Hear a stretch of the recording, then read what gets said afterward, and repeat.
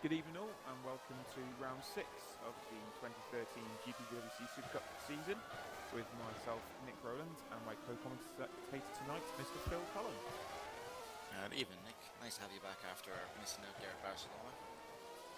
Good to be back as well, and it's come back to Monaco of all places as well, around the streets of Monte Carlo. We're just in the qualifying session at the moment. We've got 9 minutes 30 to go, and a few sprinkles of rain have just started dropping actually on the track, but Giuseppe Ranieri was on a lap at the time and messed up through the swimming pool section, but has gone back out for another lap. Fastest man at the moment out there is Oscar Hartwick on a 1:19.626 for CSG Racing.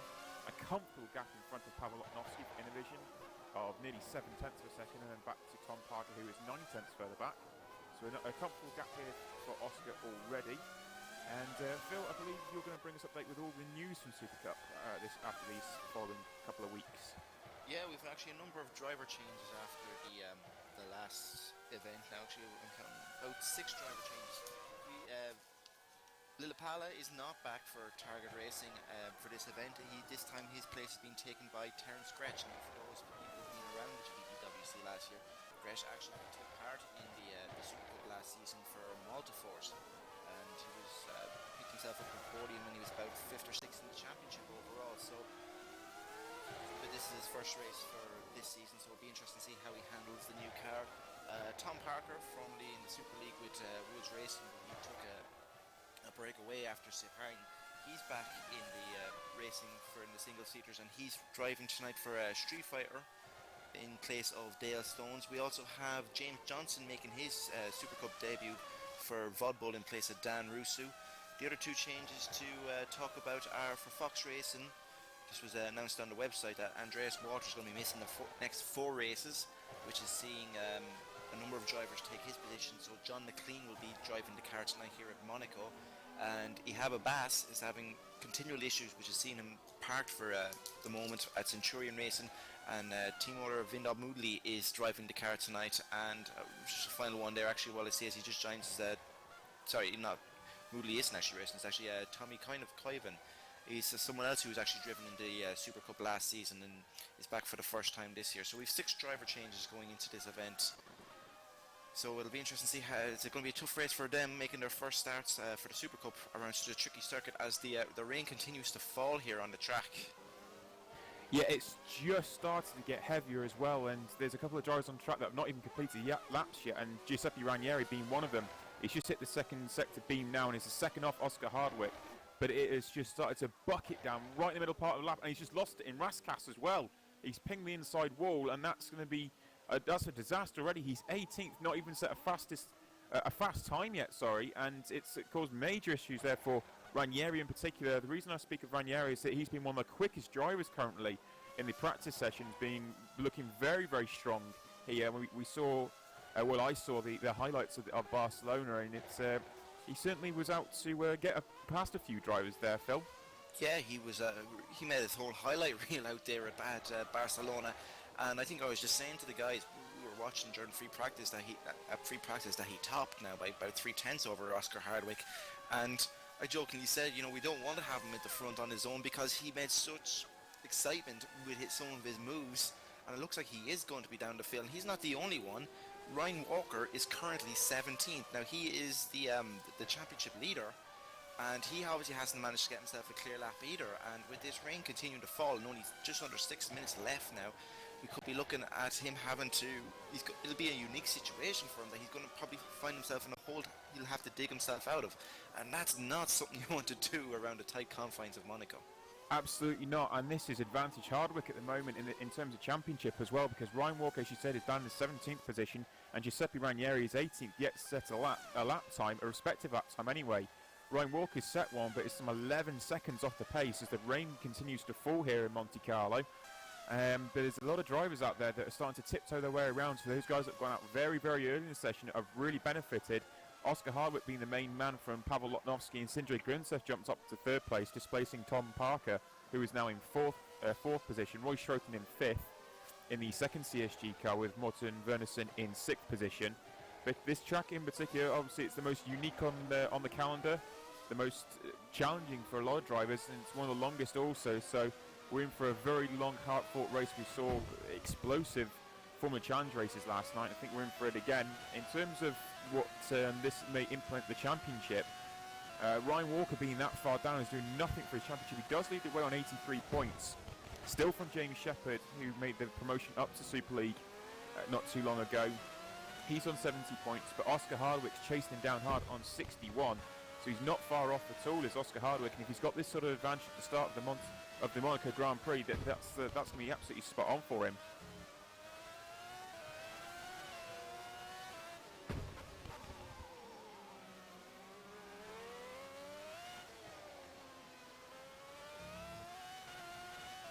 Actually got, by the looks of it, we're having a bit of a moment here that we've had Terence Gresh after crashing there. He's currently in 70s, coming around with 3 wheels on his wagon, and we believe it's possible that the other target car may have been involved in something. We're just trying to check up on that now, but well, Grims's currently sitting in pit lane as the rain seems to get heavier, but yeah, it was Terence Gresh that had the big moment there, and he ripped his front left wheel off, in fact, for Target Racing. He's made it back to pit lane, so he might be able to get another lap in, but that's not been a good one for him at the moment. Roy Schroefen's a guy out on track at the moment. He's 7/10 off his own pace. There's no improvements coming at this moment in time, which is not what the guys towards the back of the field particularly wanted in Ryan Walker and Giuseppe Ranieri. Ryan Walker has moved up 1 position to 16th, but there's no real impression. He was 8/10 off Oscar in sector 1, down by nearly half a tenth on his own time, as he's about to hit the second sector beam shortly. But that's not been a good run for him there, as the rain is still it's holding steady at about the same amounts at the moment, but nevertheless it's very tricky and a quite desperate situation for him out there, because he's losing time hand over fist at this moment in time. Ranieri's actually just bumped himself up to 12th from an impressive 1:21.9 as he just flashes past current pole man Oscar Hardwick and is chasing down Tom Parker now on track.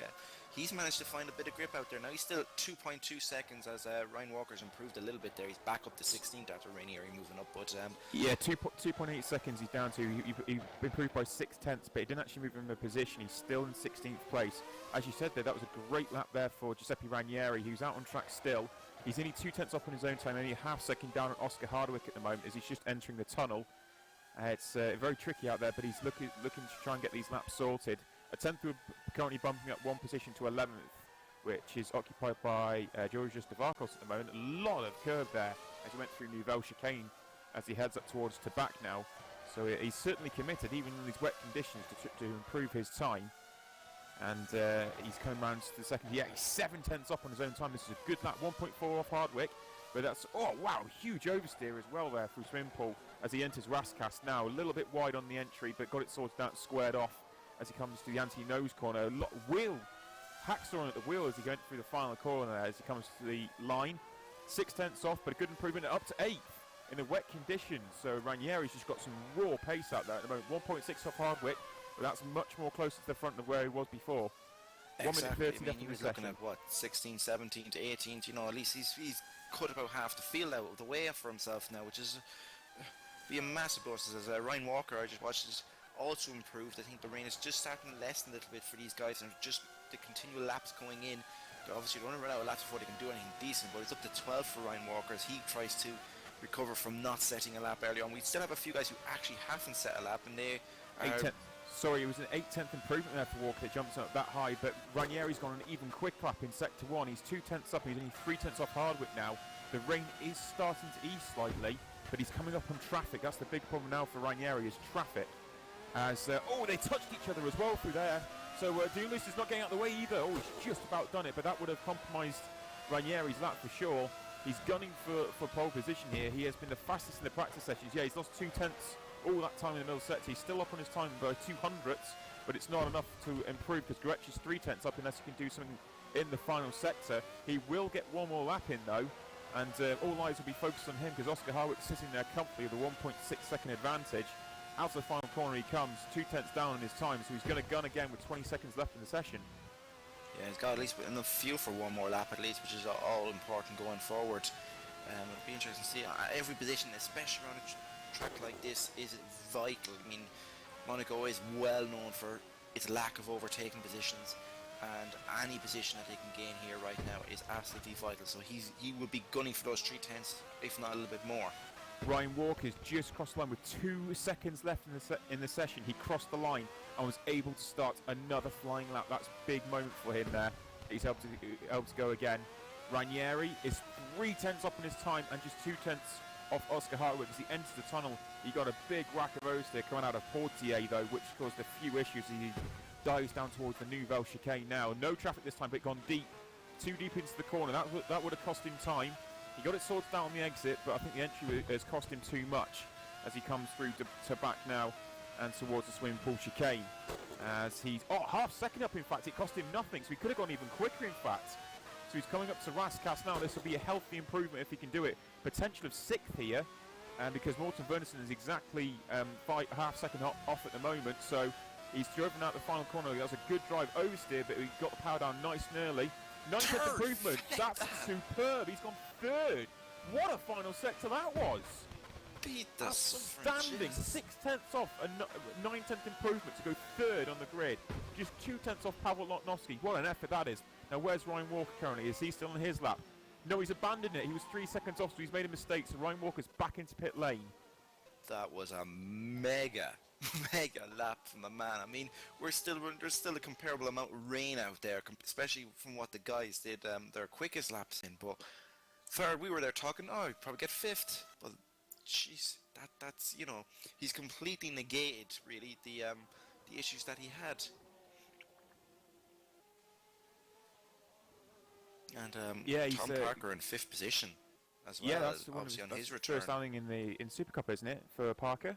It is. He hasn't raced. He hasn't raced any open wheelers now since Sepang really, and that's what nearly 2 months, nearly 4 months, or not even 2 months, 2-3 months ago now at this race since the second event of the season. So that's a great time for Parker to slot into 5th position then, but Ranieri that's gone into 3rd place with that unbelievable lap, and Oscar Hardwick is the pole position man though for CSG Racing. That's been a wonderful effort there for Oscar Hardwick. He did it very, very early in the session as well, when it wasn't too wet out there. But that final sector in particular from Ranieri was very impressive.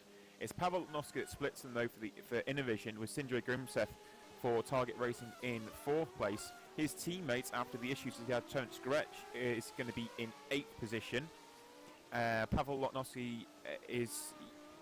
I see Pavel's just left actually, so he'll come back into 2nd place. Tom Parker then, and then it's Roy Schroeter in the 2nd CSG Racing, who will be in 6th position. So Phil, it's looking very, very interesting race, especially if the rain continues. And I believe got some news on the strategy calls also. Yeah, I was talking with a few of the lads before during the free practice, and they were talking about we could be expecting up to about 2 stops here today if it's dry. And I think looking at the weather right now, as I'm sure you can see through the pictures, it is bucketing down to the point that the cars are actually having to go out on the wet tyres. What is looking like, the opinions on tyres is that the faster option tyres, which are the red mark tyres, which you would have seen a lot of the cars in qualifying use, are the tyres to be on. But they are only expected to last anywhere between 17 and 20 laps in the race. The prime, which will be the yellow mark tyres, are not highly rated at all, as in they are expected to last for quite a while, but the amount of lap time that is lost in comparison to the red mark tyres is so much that really you're going to see everyone trying to minimise the amount of time that they have on them. And of course what we can see right now, as everyone is out there on the blue mark tyres, which are the wet weather tyres we have here at the GPVWC. Now, key thing to remember going into this race, with the weather being as dodgy as it could be, is that if the cars at any time go on to the wet tyres, then they do not need to use bold compounds. At the moment, if it stays completely dry, like in the real Formula 1, the drivers have to use bold compounds of tyres. But that'll be changed if they have to run in the wets. So that'll be something we'll keep you apprised of in the race as it goes on. So you were not quite sure what way the weather's going to fall in about 10 minutes time to see what it's going to be like. Right now it is bucketing down, but we'll have to see what R factor throws up to us then.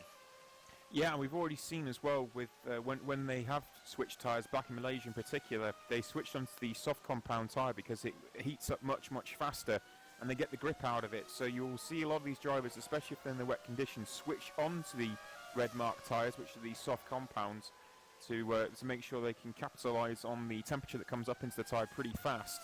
They won't need to obviously then use the yellow marked tyres, as Phil's just said, because they'll be would have used the blue and then the red. So it's looking like it could be a wet session. We've had all wet sessions currently, and Oscar Hardwick's out on track at the moment, pole position man, just getting himself used to the blue marked tyres with the grooves in them, dispersing that wet weather.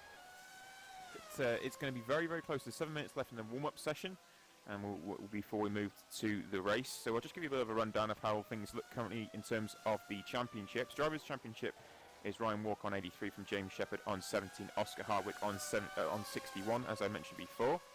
Villa Lapala yet to make his return, but he's on 58, still in 4th place with his teammate Sindre Grimseth on 51.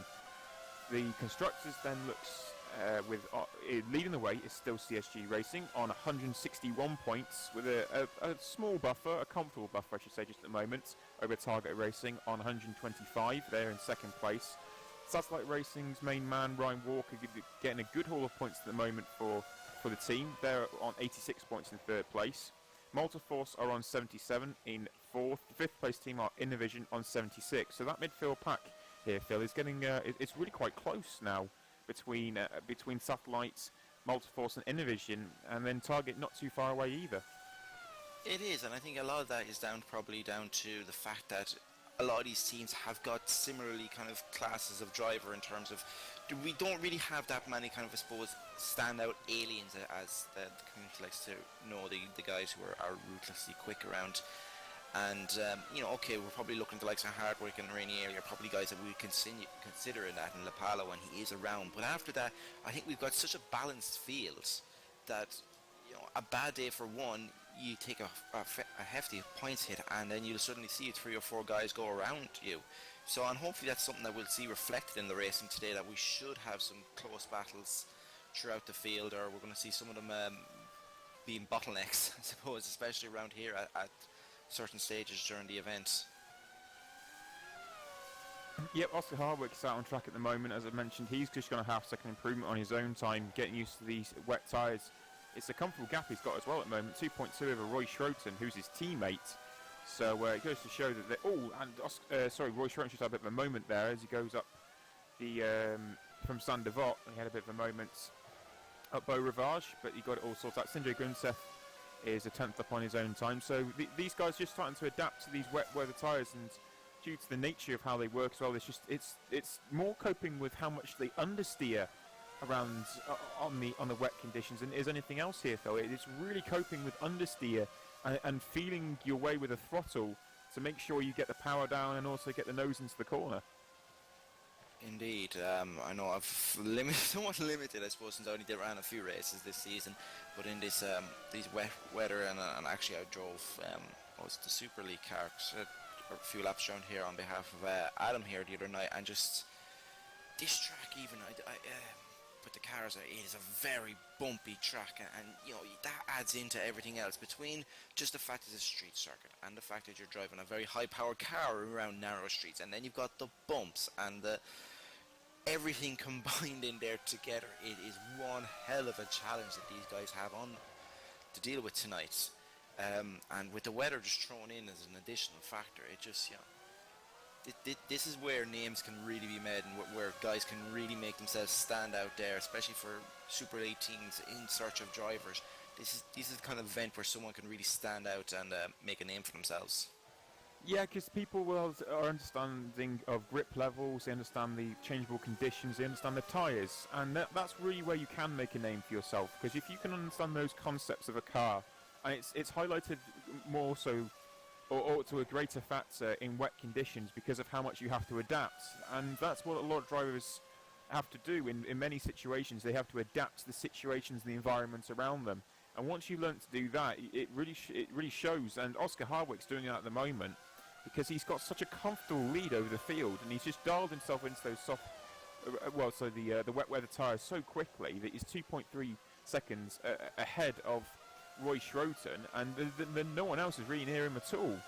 So it's like you said, it's understanding the tyres and understanding the changeable conditions to be able to prove to other teams and especially Super League managers in particular, what you can do.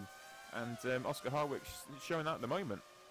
Yeah, well, this is where the separates the boys from the men, the guys who are able to adapt themselves to the variables of the weather at any given time. I mean, this is what we've seen, and we've seen it also, I think, throughout the levels, that when we get the kink of weather in, that extra factor into things that requires that extra bit of driver skill to come about, then we get to see maybe those guys, the talent does rise themselves to the top. So we're probably going to see again the same tonight. Be interesting as we're about 2 minutes before the start of the race, just looking down at some possible other names that we could probably keep an eye out for tonight. Someone who actually really impressed us in Barcelona, Nick, was Mino Clont, who's driving again for Malta Force. OJ Clark's returns to be rather short-lived in the car. He's back for a second one. Now, Mino started, I think, near the back of the field, actually, in Barcelona, and stealthily moved himself up to the top. Now, myself and James didn't manage to come up with a rather interesting nickname for him by then, but apart from the stealthy assassin. But I mean, he was had a really good race and quietly made himself right up to the top of the field, by the end of the race. So it'll be someone that he's currently fourth in the standing, or fourth in the times now here in the wet weather conditions. So it'll probably be someone to be worth a watch. Also, another one there maybe for his for Vod Bull is James Johnson. Now, he's had a couple of good races in some of the other series here at the GPVWC for Vod Bull. I believe he actually picked up a podium in the World GT Series now last week at Spa. So now I don't think he qualified, I don't think he managed to get a lap in, but so he'll be coming from the back of the field. But I know Mike Pickman has been speaking rather highly of him, so he might be someone we'll have to keep an eye out during this race too. Well, yeah, we've seen the result with Spain where we had Oscar Harwick from Ryan Walker from Giuseppe Ranieri. Before we got a few seconds before we start, do you see the order being shuffled much around Monaco, or do you think those three drivers in particular, since James Shepard's departure, have just become more so the class of the field? I think we always expected whoever CSG brought in to replace Shepard was going to be a pretty damn quick driver, and I think he's quickly stamped his credentials as a championship rival, or not championship favourite, and really that's down to a number of factors. One, that James is gone. Two, that La Pala apparently seems to be on a part-time schedule as well. And three, as much as we've been impressed with Ryan Walker, Ryan really needs to find another level to compete with someone as talented as Hardwick. And I mean, Grimstead's, I think he has the talent to do it as well. I think he's going to be someone who'll be up there fighting for things. He just had, I remember at Barcelona, he had a mare of an event between qualifying and the race and the strategy, and Ranieri can do it as well. It's another one. Now, obviously, a lot of these guys are after starting late, and the likes of Hardwick and Ranieri are after starting late, so a factor for them is that the fact that the likes of La Pala is only on a part-time schedule and Shepard is gone, it allows them to, despite missing the first couple of races, to actually compete, which is great. At least that means we should hopefully get a championship fight that's going to be right down to the wire. Just actually speaking on Ranieri, it'll be interesting to see if his strategy is any different tonight. The last two events we've seen him make late stops because of tyre wear now. And that's obviously affected with his final finishing position. It's been a lot lower than where we probably non-essential personnel leave the grid now. Late stop compared to everyone else. Yep, so we're just moving into the race session now. It's going to be a very intense 50 laps, and it looks like we've got no ranges at the moment, so it's going to be a dry start. But yeah, we are in for 50 frantic laps around the streets of Monte Carlo, and it's going to be very, very challenging for all these drivers. Oscar Hardwick, the pole man, but he knows how fast Ranieri has been in practice. Didn't show it in qualifying, but he's there as well. He's tucked up just behind the CSG car as well, so it's going to be all about the start more than anything. So we just get... Just as the cars go off there, just a quick final note before we actually run through the grid. There's many ways to keep in contact with us tonight. Obviously, if you're watching us on the site, you can come to www.gpvwc.com, sign up at the forums, get a bit more information there. We can also find us on Facebook. We're also available on Twitter. I've actually got the Twitter account working tonight properly. Go me. So you can tweet us at GPVWC Live. That's all one word. And send us in anything you want to, and we'll try and give you a shout out on air if it's possible, or if you see something that we're missing. As the cars come around, there's a slight sprinkling of rain. As yep. I'll let you There's just started to rain. Oscar Hardwick's just come down to Portier, and it looks like there's one or two sprinkles out there of rain, but they're all on the soft tyres at the moment. And yeah, the rain has started to fall. So I'll run you through the grid. It's Oscar Hardwick on pole position from Pavel Lnovsky in second place. Giuseppe Ranieri is in third with Sindre Grimseth in fourth. Tom Parker on his return in fifth. Roy Schroten is in sixth position. Morten Wernersen is seventh. And Terence Gretsch is in eighth position. Nico DeConnick is in ninth with Scott Bennett 10th. Ryan Walker, the man that is leading the championship, is down in 11th. A lot of work for him to do from back there, with Georgios Davarkos in 12th place. And Phil, I'll let you run through the second half of the field.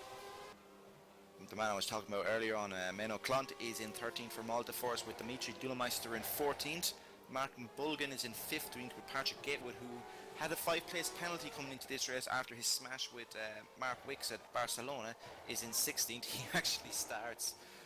Mark Wicks is actually starting right behind Gatewood, so it'll be interesting to see those two going off at 17th. We've Peshov in 18th, with John McLean making his debut in the Supercup, if I remember correctly, in 19th. Now, it's an interesting one with the next trio of cars. 20th, Ben Warren. 21st, James Johnson. And 22nd, William Trinkus. The three of them are starting on the prime tyres. They're on the yellow mark tyres, which are the slower compound, and they might be regretting that decision, seeing those range offs fall. And the final man on the grid at 23, we're missing 3 cars here tonight, is Tommy Koivunen for Centurion Racing.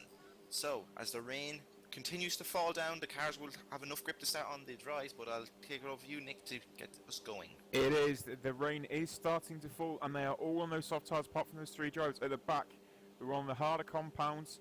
And it's these red marked soft tyres, and the drivers are just preparing themselves for the lights. Here we go. 2 lights, 3 lights, 4 lights, 5, and the Monaco Grand Prix is go. And a good launch there for Pavel Lotnowski. Even better for Hardwick. Terrible one for Ranieri. He was wheel spinning everywhere, but kept Parker behind just about, and he has kept Parker behind still, who's made it up 1 position. That's a great start for Parker there, who's got past Grimseth, who's got Roy Schroten for company, but escaping at the front is Oscar Hardwick. Lotnowski's gone wide at the top of the hill, but Ranieri's just tucked up behind him, can't do anything yet. But it's as you were, other than Tom Parker taking 1 position. Grimseth's in 5th, Schroten is 6th, Wernersen in 7th. Ryan Walker's gone from 11th to 8th. That's great for the championship leader. DeConnick is in 9th, and Gatewood is in 10th with another dynamite start. He always hits great starts, and he's up to 10th already, and Klomp's gone backwards to 11th. With a few accident at the top of the hill, it looks like Georgios Davarkos lost it at the top of the hill and was ran into by Ben Warren. And we also have Terence Gretsch is also out. He could have been out before that. I know he was having some issues logging in. So we've just a minor accident up there at the front. Oh, and I see James Johnson, someone I was tipping he might have a good race. He's going around on 3 wheels. Obviously, he was involved in a little bit. But apart from that, we actually had a relatively clean start, which, considering I remember last year's Super Cup race, the crash at the top of the hill, that was pretty good from the guys. Unfortunately for the guys who actually are out. Tom Parker's the one that's benefited by going up past Sindre Grimseth, but the 3 at the front are starting to escape. Or even no, it's Oscar Harwick's escapes. He's escaped to 1.4 seconds on the first lap alone. What an opening lap that's been from Oscar Hardwick.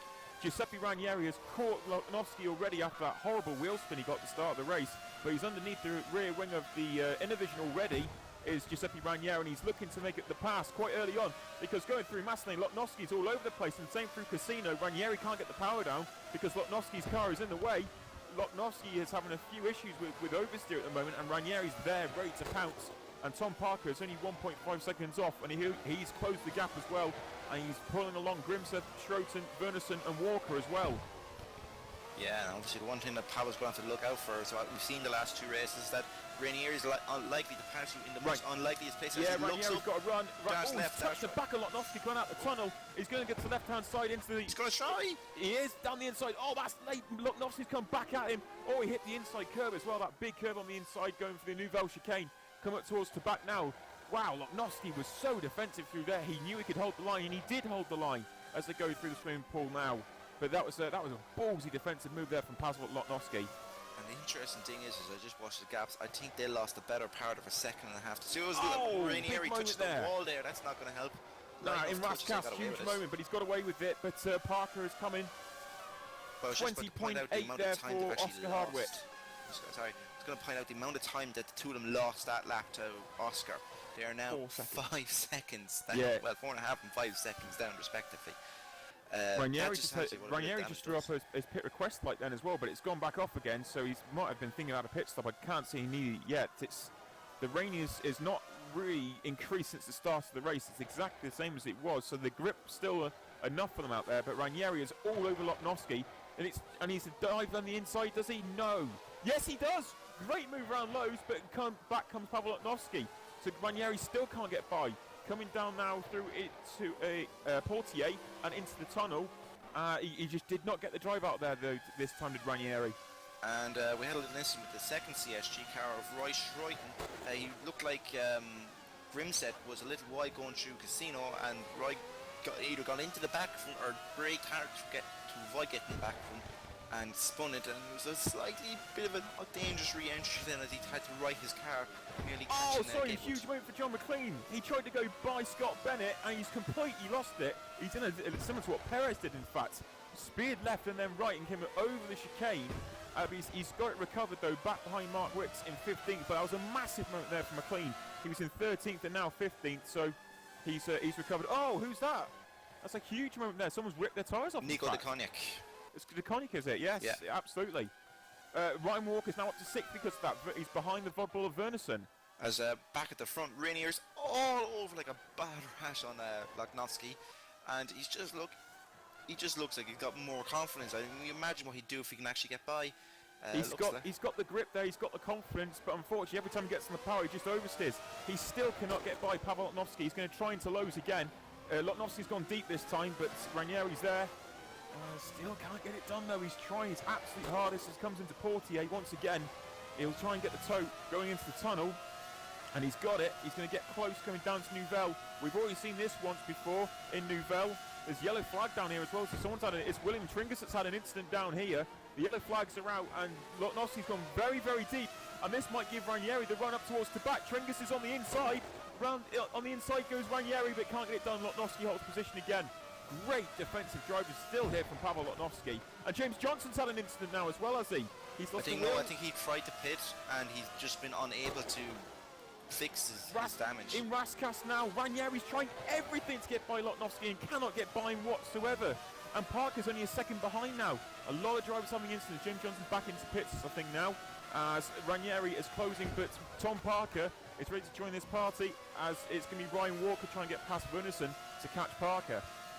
Yeah, and Roy Schreuten is in the pits right now for an extremely long pit stop. He's now actually a lap down, so after last time out we saw looked like he was returning to the results of old from what we expect now, Roy, and just today has not started off well from at all either. As just 4 laps in, and Oscar Hardwick has a 9.8 second lead. The fastest lap is a 19.9, so Lotnowski's 22.3, and that's because he's still got the Italian of Ranieri all at the back of him. Ranieri's got a great run from Portier. He's even closer going into the tunnels, shooting down towards the Nouvelle chicane. To the inside goes Ranieri this time. He's got to brake later. He does brake very, very late into the corner. And he's got the position this time. Good move, Ranieri. Back comes Lotnowski, but not this time. Ranieri is up to second, and now he's got to sprint his way back up to Oscar Hardwick, who has 10 seconds to play with. Ranieri is absolutely on it, and not too far behind his Parker still. He's only a second behind. I was just look how much of a gap Rainier has actually pulled on Pavel already. Obviously, Hardwick, he's probably been pushing hard now for the last while, but the alarm bells will start ringing, as we'll have to keep an eye out on Rainier, just how much he can actually close in on that gap. And obviously, he's got to be careful not to take the car out of it, I suppose. Whatever about taking the life out of the tyres, but taking the life out of the car with one mistake. He's already had one brush at the wall when he's hitting Pavel. He can't afford another one of them. Yeah, it's on now. Ranieri's going to try and close that gap down to Oscar Hardwick. Oscar Hardwick's got that great time of a 19.9. Giuseppe Ranieri did a 20.6 as his fastest lap. And that was on the last lap as well. So as soon as he got by him, that final sector was an absolute dream for Ranieri. A very good final sector to create his fastest personal best in the race. And it was a 20.2 last time for Oscar Hardwick. So they were 4 tenths apart, but Ranieri's on a good lap at the moment, as he's actually improved his first sector by I think 2 tenths in sector 1 alone, and he's pulled 1.8 on Lotnowski already. Yeah, just looking actually down the field at P11, there seems to be a bit of actually even just ahead of them now. It's all fighting in the midfield as they all try and get past James Johnson, who's still struggling on 3 wheels. Someone needs to tell him that car's not going to be fixed. Scott Bennett has Mark Wicks and John McLean all over the back of him, and Wixie is looking left and looking right to see what he can do, as we have another retirement there, and Tommy Koivunen as Benham managed to hold, but just ahead of them, Patrick Gatewood and Dimitri Dulmeister are battling out now. The start of this lap, Gatewood actually very nicely let his teammate Maynard Clont by for 8th position, and Clont has disappeared up the road. Gatewood actually doing the right team game there, but he seems to be struggling there ahead, and even Dulmeister, some of his lines going through his corners as Mark Wicks looks down the outside and gets Bennett. Bennett would probably be disappointed that he managed to let Wixie by in such a position, as John McLean even takes a nib as they hedge through the last corners. We another retirement there, and Martin Bulgan, they're dropping like flies right now as we're 6 laps into this race. 6 laps out of 15. Oscar Harwick is flying at the front. He's kept that 10-second advantage, but Ranieri just at a 20.0, nearly matching Oscar Harwick's fastest lap. So they're trading lap times, and Ranieri's actually taken half second out of Oscar Harwick in sector 1 already. So he's definitely starting to close the gap, and the rain is still just holding. It's no different at the moment. The rain is just holding off.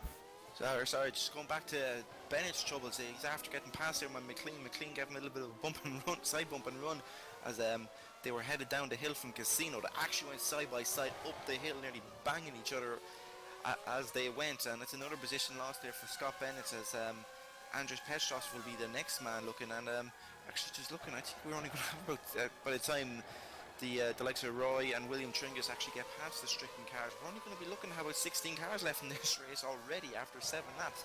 Makes you wonder just how many.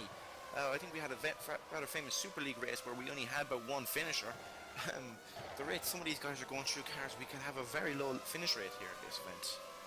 Yep, Oscar Harwick out in front had a quicker time that time round than Ranieri. Ranieri had a bad final sector, but at the front it's the CSG Racing of Oscar Harwick pulling away from Giuseppe Ranieri for the Brasilia team, and Pavel Lotnowski is in 3rd position. Tom Parker is 4th. Morton Vernison for Vod Bull is in 5th. Ryan Walker still cannot get by him though. He's been pressuring for a good few laps now. They're running in the mid-21s, which is not the pace they really need to be. And Ryan Walker is still trying to get past that Vod Bull car of Morton Vernison. He's actually got to run through the tunnel here at the moment. He's going to get close to him down towards Nouvelle Chicane. Will Ryan Walker gamble? He's not got the balls that Ranieri has and decides to back out of it. Yeah, and then we've a massive scrap on for 10th. I spoke after so ago about Patrick Gatewood seemed to be struggling as he's fallen back. He's got a train behind him right now with Wixie as Tom Parker's out. Sorry, just to jump in there. Tom, very strange. Oh, he hit the wall, lost his back wing just out of the exit of the chicane. I think it's true to back there. My track map is right. And lost the back wing, so his return is rather short for Tom. And but yeah, no, I was just going to point out that there's a massive train there behind Patrick Gatewood right now. As he's got Wicks, McLean, Bennett, and Pestrov, and yeah, I mean, it's all kicking off right that's now. massively unfortunate for Tom Parker on his return, because he was having a great race and he had some very, very solid pace as well. Crucial there that the pace is still there for Tom Parker even after his small spell away. He's still got the pace of these guys. But Vernison now goes into 4th place in the Vod Bull. Ryan Walker is in 5th place, and Grimseth in 6th place. Quant 7th with Gatewood in 8th. There's a big shuffle going on here actually. I think Gatewood's moved up position. Wixie is in 9th. Dimitri's McLean is there, and so is Bennett. And we will have Walker's getting close to Vernison again over 4th place, but I don't think it's going to be anything done down towards Nouvelle. He just can't get close enough. Oh, he's much better under braking as Ryan Walker than Morton Vernison, but he can't get the drive out the corner previous to get anywhere near him at the moment, and he's losing quite a lot of time. He probably wants to end up somewhere close or near to the podium to maintain that championship lead that he has. It's because Oscar Harwick at the moment is romping away. He's up to 11 seconds now. He's actually going faster than what Ranieri is. Oh no, that last lap was quicker for Ranieri by a 10th, but previously he'd been well, it was down into the 19th again for Oscar Harwick, but Ranieri is up at 20.7, so that's where the time difference came from. Yeah, we're after having another few retirements there as the battle rages on for 8th position right now. And these positions become more important when each retirement comes, because right now we have actually only got 14 cars left running on the track. And to give you scope for that, we started with 23 out of a potential of 26 and up to 15 to get points as Mark Wicks goes diving down the inside of Patrick Gatewood going into the final few corners, but I think he's after whacking a wall there somewhere because he's very slow out of it, and he's lost the position there to John McLean. He's back to 10th. No doubt Mark Wicks is actually having a bit of a gander of the car to see if he's done any damage to it. But just goes to show you, if you get a bit frustrated behind someone slower than you try and take a punt and get by him, and it failed, you come off the worst. And John McLean all over the back of Patrick Gatewood. This is, again, I think it seems to be a reoccurring theme with poor Patrick here, is that no matter where he seems to start, he just seems to go backwards after a while in the race. It'll be very interesting to find out why this seems to be a case with Patrick, that we always seem to find him as someone who's going backwards after, and he's always shown a bit of good one-lap pace out of himself. What a lap. So from Giuseppe Ranieri, a 1:19.1. Oscar Hardwick had just set the fastest lap of the race and improved 1:19.9. But Giuseppe Ranieri's just absolutely smashed it. A 1:19.194. He's brought the gap back down to 10 seconds, and he's absolutely on it. And Loknowski is 5 seconds further back down the road with Ryan. Ryan Walker's got past Verneson now as well, so Ryan Walker can now pull away from Verneson, because Verneson looks pretty shifty on the braking at the moment. He's not got that sorted out. It's his acceleration up the corners though is good. He's going to have the target racing of Sindre Grimseth to battle very, very momentarily, as Menno Klont is in 7th place. Patrick Gatewood, even with all these guys battling, in fact, at the moment, just the battling alone, they're keeping it on track. There was 3 to 4 cars that were battling there, but they kept it all on track, which is very impressive, considering we're down to just 14 cars. In fact, now we're down to 13 because of Dinglemister going out. And Gatewood's actually stopped on that occasion. Now he's and he's gone on to the primes. Now, interesting, after 10 laps, it's rather early, and it's a long pit stop. I wonder if there was something up there now, because it looked like Dulemeister was having a very long pit stop as well. We'll see now if Gatewood actually gets going. I wonder if this could be an issue. No, he does get going, but again, very 19-0 from Ranieri. He's gone even quicker again. What a superb lap has been from Ranieri. The gap's down to 8.6 seconds. What was the last lap there? 20.4 for Oscar Hardwick, but a 19-0 there from Giuseppe Ranieri. Oh, and we see Grimseth, and Grimseth's gotten by Martin Werneson on that one, going into coming out of the last corner, and he lined him up nicely going in to turn 1, took it nice down the inside. Werneson gave him enough room, and that's an important move for Grimseth now, because obviously we've seen that Ryan Walker has already disappeared up the road, and now that he's free of Werneson, will actually get an opportunity to see what kind of pace Sindre has in that target racing car, and see if he can haul himself back up, because as we've seen, there's a good chance of a high percentage of points now if you can actually just make the finish of this event right now. Yeah, just needing to finish the event is the aim of the game at the moment, as the rain is starting to fall once again as well, and it's probably the heaviest it's been since the start of the race. So the rain is falling. It is definitely falling more so now, as these guys are starting to negotiate the track with the wet conditions, and this is playing into the favour of the guys towards the back that are, well, they're going to be pitting soon. A few of these guys have got lights on, but have not made their stop. So, but yeah, we're down to just 13 runners at the moment, with Gatewood. He's still going, but Roy Schroeten's a lot further back as well, in 13th place. As it's starting to get heavier out there. The rain has started to settle, and it looks like it's here to stay as well this time round. So at the front, it's Oscar Hardwick, who's come up behind Andrei Pestovs. He's got by him now, 8 seconds to the gap. The last lap was a 20.4 there from Oscar Hardwick. It was a 19.8 from Ranieri, so another quick lap there from Ranieri. He's on a good lap at the moment. I think Pestovs just held Oscar Hardwick up ever so slightly, and it's cost him a couple more tenths. Yeah, they seem to have strung out, especially since Gatewood pitted. It's released the likes of McLean and Wicks, and there also seems to be a nice safe gap now. Interesting to see, like I said, we've seen a few laps pitting around the lap 10 mark. Now we were expecting, based off estimates what other drivers were talking to us, but we're expecting at least double that before we'd start seeing pit stops. So it'll be interesting to see if someone that was damage orientated, and especially we seem to have some long stops for Gatewood, and I noticed Roy was having a rather long one as well, and both of them are laps down. We've actually, everyone up to 9th position is currently lapped, given obviously how short the circuit is. We're talking about average laps of 120s for the leaders. So well, it was a 22 that time, and a 21.1 for Ranieri. So even in these tricky conditions, Ranieri has pace, has good pace, 9 tenths worth of pace over Oscar Hardwick, and he's going pretty quickly at the moment. But the rain is getting heavier, so these guys are going to start considering wet tyres. I would have thought not too far off now if it gets much more heavier, as Oscar Hardwick is coming up to some more back traffic. That looks like that's the Wicks battle that's going on there, just a few corners in front of him. He's going to have coming up fairly shortly. So Oscar Harwick from Giuseppe Ranieri, who's now got to get past Pestovs. Oh, that's a bit of a dodgy place to do it as well, but he's got by him just before Portier. Lotnowski is 8 seconds further back down the road from Ryan Walker, who is 12 seconds back. I don't know if he's had a moment or just dropped off the pace slightly there, but Grimseth is in 5th position with Morton Verneson for Vodball in 6th. Clont still going strong in 7th place with McLean in 8th. And then Wicks is 9th with Pestovs in 10th place and just been lapped. Bennett's still going in 11th. Gatewood's still out on track as well in 12th with some huge understeer issues by the looks of it. And Roy Schroeder in 13th. As in 9th position, John McLean is making his pit stops for Fox Racing. It's been a pretty good debut now for John McLean here for Fox Racing so far. So being helped a little bit by the amount of stops that people are making. He's switching onto the prime tyres, so we're seeing a lot of guys, despite what some people have been saying about not wanting to run the primes as much, a lot of guys are trying to get it out of the way. I would have thought maybe some would have thought, right, let's just try and it's another long stop. Maybe it's something up with him. Oh, he gets going eventually. It doesn't seem to be as long as the others, but he's going to get well ahead of Patrick Gatewood, who he was around when his pit stop came. Gatewood is still negotiating the swimming pool complex as Gatewood gets himself up to speed.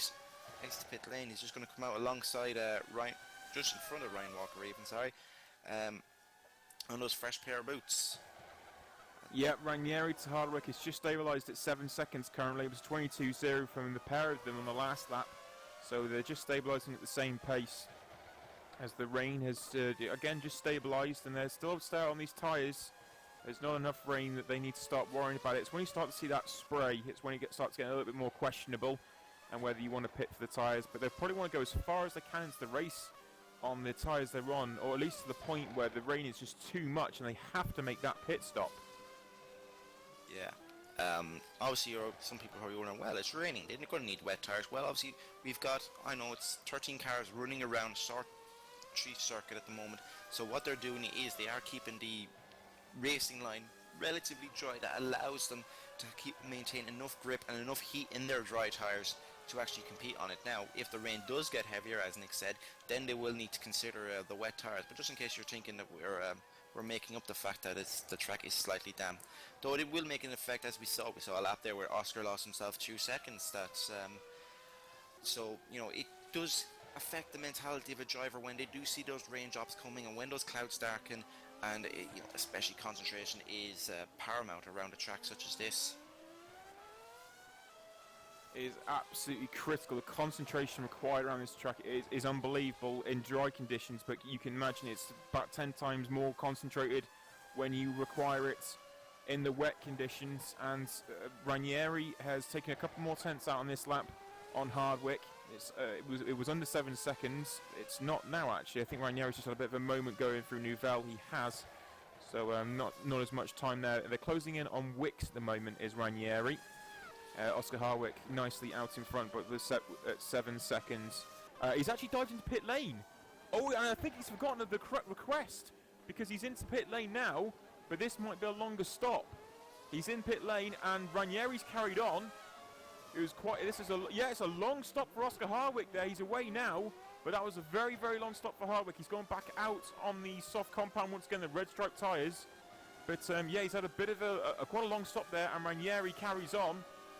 He's now got, how far has Hardwick come out behind? Hardwick is not even out of pit lane yet. There we go, we're off the pit lane speed limiter now.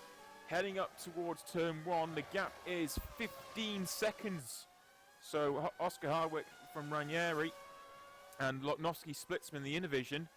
But that was a very late call there for Hardwick, and I'm not too sure if he forgot the request, and the pit stop may have been longer than he really needed. And someone's actually run into issues since his pit stop is John McLean. He had a spin actually through Casino just while you were going through the action there, and his car looks all at sea right now, where it's the case he's struggling for grip as the rain starts to get slightly heavier there. But his car looks all over the place. I don't know even if he tagged the wall, but you'd swear he's going without a back wing right now, the way the car is moving from left to right. So all that great work that seems to be undone. I don't know if it's all down to a complete lack of grip, but he's really struggling out there. And I wouldn't be surprised if we see him around in a circle after not too long. As a little bit of a spray as we begins to kick up race leader into pit lane. Giuseppe Ranieri has decided to pit this time around. Pavel Lotnowski, he's gone through the through Raskas into Antinodes and has gone through, so he has carried on. Oscar Hardwick is into it's the final corner now, Antinodes corner, and Ranieri is just left the box now, so it was an okay stop for Hardwick in the end. I don't know how much time he's lost altogether, but Hardwick goes back through as Ranieri trundles down pit lane and comes back off the limiter. And Ranieri is away. Hardwick is going up Beau Rivage at the moment towards Massenet. And Ranieri has come out 4 seconds behind. Sorry, 6 seconds behind now. So yeah, it's stayed about the same. So oh wow, Ranieri just hit the wall in Massenet as well. And Ryan Walker's gone around the outside of him. That's not what Ranieri wanted, because Ranieri will need to, and I think he's punctured the tyre. I think he's punctured the rear right tyre as he hit the wall through Massenet. He's going very, very slowly. He's going to have to make another stop, and Ryan Walker's gone by. Yeah, so he's going to have to trundle all the way back. But this is heartbreak for Ranieri. Grimseth's coming at him now as well. The rear right, I believe he punctured on the outside barrier of Massenet. And he's going to come back into pit lane this time. Yeah, he's just let Ranieri go. Vernisson's coming at him now as well. Just trying to stay away there. This is advantage Oscar Hardwick, who is 7 seconds behind Lotnowski. Lotnowski's still not pitted. And Ryan Walker is up to 3rd place. Championship leader. And don't go asking for a lot of numbers, but McLean crashed and he's out as well. So we're down to 12 runners now, which is... Oh, Ranieri has spun. Oh, yeah, that's it. He's kind of... That's game over for the Italian. He lost the rear wheel. He's still got a fast off the race, but that is no points game over for Ranieri. That is... Oh, he was pushing so hard, but not to be. And Grimseth is in pit lane, as is Ryan Walker. So the pit stops are coming thick and fast now. Ryan Walker is away, as Grimseth is in his box, and also now away.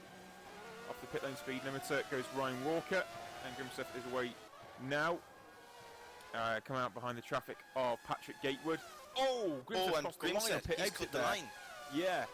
Now, race direction will definitely be taking a look at that, because I'm sure with the regulations we have in place this season, that is likely to be a penalty for the next race, because you can't be cutting the pit exit like that. And Sindri Grimseth convincingly put the left side tyres over. Oh wow, he's gone very, very deep as well as he came towards Mirabeau, but he managed to get it all sorted out. Lotnowski in pits. I was going to actually say that it seems a lot of guys seem to be struggling on that first lap out of the pits. Clont exits the pits, Pavel pits. We're seeing a lot of guys around the area. I noticed a few of the other guys seem to be struggling a little bit. Now, these tyres do come pre-warmed up. It's not like last year where we actually had stone cold tyres for the Supercup when we exited the pits, so there is a bit of heat in them, but a lot of the guys, especially in the first half a lap or so, really seem to actually struggle, and especially the top of the hill seem to be losing it out. We'll have to keep an eye out now on that if that becomes more of an issue for some as the race goes on, but right now you have to say it's Oscar Hardwick's race to lose. It absolutely is. That Massenet Casino Complex seems the most tricky for these drivers that come out on the cold air tyres. They're not stone cold, but the cold air tyres. As Lotnowski, he's done exactly the same as what Grimseth did, but he's got it sorted out as well. So they're all struggling into braking as soon as they come out of the pits. So they're just trying to understand where they're at with these tyres. Ryan Walker came out 18 seconds behind Lotnowski. Grimseth's going to be the man to challenge, though. He's 4 seconds back from Ryan Walker, but was going quicker prior to that. He's got Pestovs and Bennett to negotiate first. Morton Vernisson's 2 seconds behind Grimseth. Mark Wicks is 35 seconds behind, but he's in 6th place, having a very, very strong run, with Minoclont in 7th place, a further 6 seconds back. Scott Bennett is a further than 33 seconds back down in 8th position. The rain's just started to get a little heavier again, with Pestovs in 9th and Gatewood in 10th position. And that's all we have left, in fact. We've got... Roy Schroeten's still out there as well, isn't he? Yeah, Roy Schroeten's still there. So there's still 11 runners, as he's just passed Ranieri to unlap himself from before. So yeah, Schroeten is in 11th. And just 11 drivers left. That's incredible. I think we still have over half the race to go. To be honest with you, it's a little disappointing to see that now. I have to agree. That's poor. That's a little bit poor form. We've seen some great races from Supercup guys already. We know it's the most difficult and challenging track on the calendar. We know it's the wet conditions, but we would have thought that people would have got used to it, and we're down to just 11 drivers, and we're not even halfway yet. That's and Schroeten's out on the wrong tyre as well. That's probably made it even worse. Yeah, I mean, the thing is, you kind of enter Monaco thinking, right, guys are going to crash, so there is a mentality where you kind of think, okay, I'm going to take it a little bit easy and just maybe race at 9/10 and to try and survive. And you can probably see that some of these guys, if they're managed to finish the race, are going to pick up a haul of points. You look at Ferguson finishes where he is, 5th, be brilliant. Same for the likes of even Pestrov and even Roy, who we've seen, was 2 laps down, was down at the back, and because of all these retirements now is at 11. He's going to score points providing he reaches at least about 75% of the race distance. But so he's the race. Our cameraman's after letting us know 38 laps is the magic number. So you see the likes of Rainieri, McLean, Dudameister, and Parker. They are currently classified 12 to 15. They won't get points because they did not reach, let's say, the lap 38, which is about 75% race distance, which you have to complete to be classified in the points. And the same goes. So, I mean, those guys who are still running, they still need to reach 75%. If they retire before that, they won't get points. If they retire after that, then they will be classified in the race results as... Grimseth's just come back into pit lane. I'm not too sure if he's had an incident or if he's got problems. I wonder... Grimseth's come back in. I think if he doesn't stop, I wonder if... No, he does stop. I was going to think maybe someone said to him that he's going to Primes. What's going on Primes? This is an interesting tactical call. Grimseth has come back into pit lane and gone onto the prime tyre. Yeah, he's also got some quite significant damage there by the looks of it. I'm not too sure what he's done there, but Grimseth's sitting in pit lane. Menno Klont is in, coming up to the final corner now. He's gone through Raskas and he's in Antinogues now. Grimseth's still not moved. So Menno Klont's going to go through for 5th position. Mark Wicks is a lot further back down. He's down in Swimmingpool at the moment. But there we go. Grimseth's away now on the prime tyre, and he's away. So he's about 2 to 3 seconds behind Menno Klont. So Morten Wernersen is 4th, Ryan Walker 3rd, and Pavel Lotnowski in 2nd place. But leading the way at the front for CSG Racing is Oscar Harwick, and this is a great run he's had. He's been out in front all on his own since the very start of the race. He's nearly got a 20-second advantage over the Innovation car of Pavel Lotnowski. And championship leader Ryan Walker for Satellite is in 3rd place, and as ever, Ryan is getting the job done. In getting points more than anything. He's not okay. They've not even finished the race yet, but he's sitting in a position after a bad qualifying. Let's point out here as well, and currently he's on the podium. And now with Sindre pitting, going onto the slower tyre, now is he having damage, and even his outlap, it doesn't look that spectacular. And also, Sindre will have a penalty if he finishes the race because he cut the pit lane exit line. Yep. It's a safe 3rd position. And I think Grimseth's just got punched his tyre, has he? No, not quite. He hit the wall when entering swimming pool, though. Oh no, he has. He's punctured the rear left tyre. Going through swimming pool, he hit the outside bar and he's punctured the tyre. Oh, incredible! He's come back out on the tyres that aren't really ideal for this situation, and he's popped the rear left tyre, hitting the wall in swimming pool. Obviously, wow! This has been horrible for Target Racing today. I was going to say, obviously, it's 2 races in a row that's been horrible for the team, but maybe you heard of Will Panisi's pit lane entry record, which stands with 7 pit stops, ironically, around Monaco. Maybe he feels like beating it, because this is what's stop number 3 for Sindre now.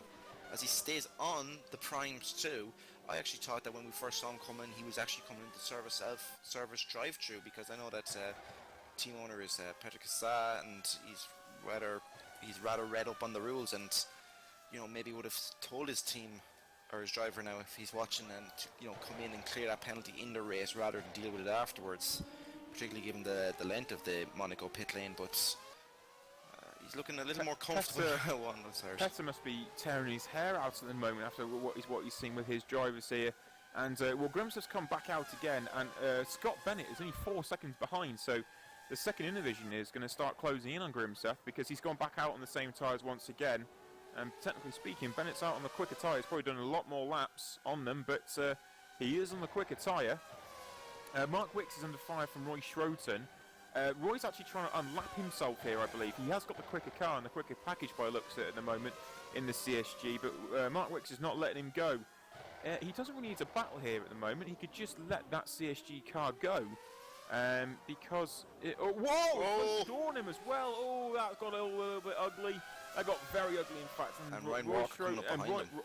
Ryan Walker's by as well now. So, yeah, Wixie is coming under. Well, he's going to be lapped by Walker, but Roy Schroten just wants to unlap himself. So, double trouble here. Schroten is going to try and get by again. He's definitely quicker at the moment as Roy Schroten. Incredibly, actually, on the prime tyre. Maybe that's why Wixie is none too keen about letting him by, with the idea of Roy being within a lap, or would be on the same lap with him then, and would be able to potentially, we still have half a race distance to go, it's plenty of time for Roy to put the boot down and get himself the whole way back around, but well, characteristically Oscar Harwick now has just cut the beam for the half point of the race. And at the half point of the race, we only have 11 drivers out on track. And Roy Schroten now is going to get by Wixie. Is he? No, because Wix still defends. Oh, wow, he hits him. Down into Nouvelle chicane. Roy Schroten, massive hit on the inside of Mark Wix. Wixie, I think, yeah, he's recovered, but that was a big moment for Wix, who was in 6th place. And then Roy Schroten, that was, I know he's trying to unlap himself, but Wixie should have realised as well that was, I don't think neither of them really knew the situation they were in at the time, and Wixie's now got to make a pit stop because of that damage he's got. That'll be something. That'll have to be reviewed, I think, from multiple angles afterwards. Roy obviously feels pretty unrepentant about it. He didn't bother waiting up for Mark to recover or anything like that. But on a quick call, we'd seen Pavel and Giuseppe Ranieri getting at it early on in the race, and they managed to give themselves enough space before. You really do need to throw it in there. We've got to remember here also, that was not a position, that was simply unlapping. So that's probably not great in the terms of Roy Schroten trying to unlap himself, but Wixie probably should have realised this guy is just simply going faster than me. He's just gone out of pits, and you can just release him with 34 seconds worth of road in front of him. He's gone into complete clear air, and Roy Schroten, he's the last man actually. He's in 11th position. And 22.0 was his personal best at the moment, 23.8 from Wixie, and that was a little bit ordinary there, not really ideal for both drivers. And Wixie's now going to come under pressure from the recovering Sindre Grimseth. I know, it's very, and I even think it's probably out of character for both Roy and for Mark. I think if we talk about incidents on the racetrack, those two would be names that you wouldn't really expect to actually have on the list. So. Yeah, I suppose they have to find their battle somewhere, have to get their jollies as with only 11 cars on the track, as Roy actually comes into the pit lane now, which even further baffles the move, I suppose, if he knew he was going to have to be making a pit stop. What Mark Wicks thought he's carried on again. I think he's got a lot more damage than he thinks, but he's carrying on, so... Yeah, I was actually just our cameraman just bringing on, and Roy's actually looks like he's done a drive-through. So I wonder whether he's had a moment of clarity on what happened to himself and thought, okay, I could get in trouble for this, and he's going to take a drive-through. Well, that's I don't think I've ever seen that before, where you take a self-drive-through penalty. He's not been awarded a drive-through penalty by anyone as of yet, so you know the ins and outs. How will that stack up against with race directors? That'll work. No, it has been stated. I don't think a lot of people, not actually reading some stuff around here. Thank you. Is that you can clear a penalty. Well, obviously it depends on some of the instance, but if you show contrition either by waiting for someone to recover, or in this case actually taking a drive-through, that it shows. So that for me would clear the penalties. That Roy should realise, shit, I did something wrong. I'm going to take a drive-through and show that, look, I'm sorry, this is my way of taking a penalty for it, and go on with it. So no, that to me, that's a good move from Roy, and comes what you'd expect out of him. With what you said there, I mean, I tend to agree with what you said, but that is some great heads-up driving from Roy Schroten. It wasn't to start with, far from it from both drivers. Like I said, I don't really think they understood the situation they were in, but that is some great heads-up driving for Roy Schroten to come in and basically get rid of the penalty that he might have carried over to the next race. So great work there from Roy Schroten and the CSG guys to make him aware to make that stop, that drive-through. As we go to P6 between Mark Wicks and Sindri Grimstead, and rejoice everybody, we might have a battle on our hands. It looks like we might do. There's only 3/10 that splits the pair of them, and Wicks, we already know, has got, we believe, quite a lot of damage, but he's nursing it quite well, as Grimstead has also got quite a lot of damage, and after a couple of pit stops has closed in. Scott Bennett is a further 4 seconds back down the road. I don't really think he's dialed in as well as he'd like to be. His fastest lap is, wow, nearly 3 seconds off Sindri Grimstead, in fact. So, in fact, it's exactly 3 seconds off Sindri Grimstead. So, Scott Bennett, he's either had issues or he's just not dialed in, because that's been a very tough call from at the moment, because he's running in the 24s. As Grimstead's now got a run on Mark Wicks as they go up towards the back. Wixie has made it relatively easy. I thought he was going to give him a run for his money through there, but no. Swimming pool. Grimstead goes up to 6th. Mark Wicks goes backwards to 7th place. He's in the 25s, and Bennett is in the 24s. So Bennett will get there pretty soon as well. Oh. And interestingly enough, Roy Schreiten is the next car on the track behind Mark Wicks and closing on him rather quickly. So we'll have to see.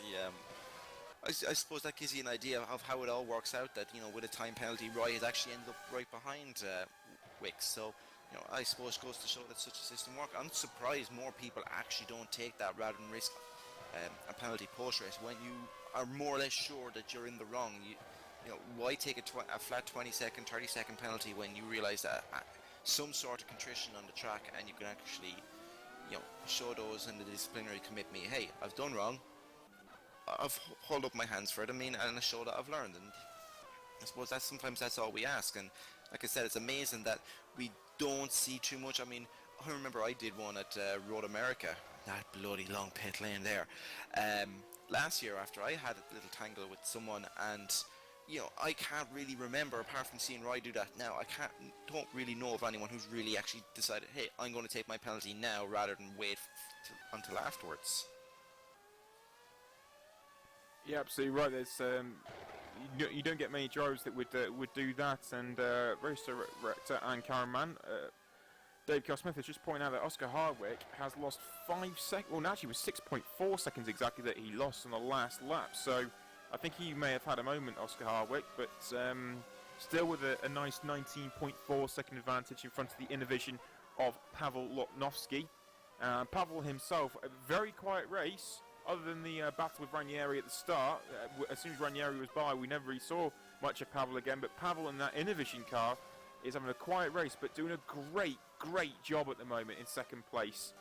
And he's on 20.2, he's sitting at 19.3 seconds behind. He's got a 20-second buffer over Ryan Walker, championship leader, and he's just going about his business in a very proper and professional manner at the moment, Pavel.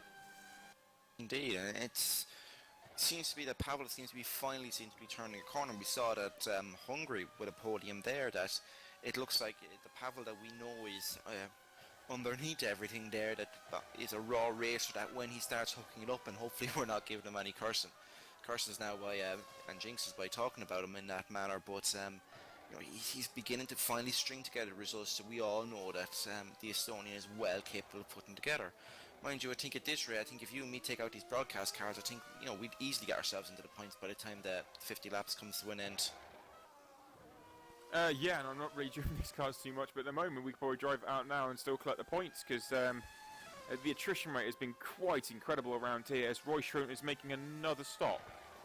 He's come back in again. Who's that in front of him? That's Scott Bennett into pit lane as well, so Scott Bennett is making a stop. Another quiet man is Pestos. He's in 10th position, but having a quiet but strong race, getting some good points at the moment. Roy Oscar away. Hardwick is into the pits. Sorry, just to cut across here. Oscar Hardwick is in the pits. He's got the yellow marked prime tires, so he was a good bit of timing there, fortuitous even, between the two cars. Actually, Oscar had to wait momentarily. Now, he's probably lucky he doesn't have that much of things to worry about in terms of gap, but he had to wait momentarily for his teammate to clear the pit lane before he could actually drive out, and it was an alright stop, at least. Not much to write home about, to be honest. Pavel Lotnovsky is now taking the lead of the race. He's up to over 6 seconds at the front here for Pavel Loknovsky.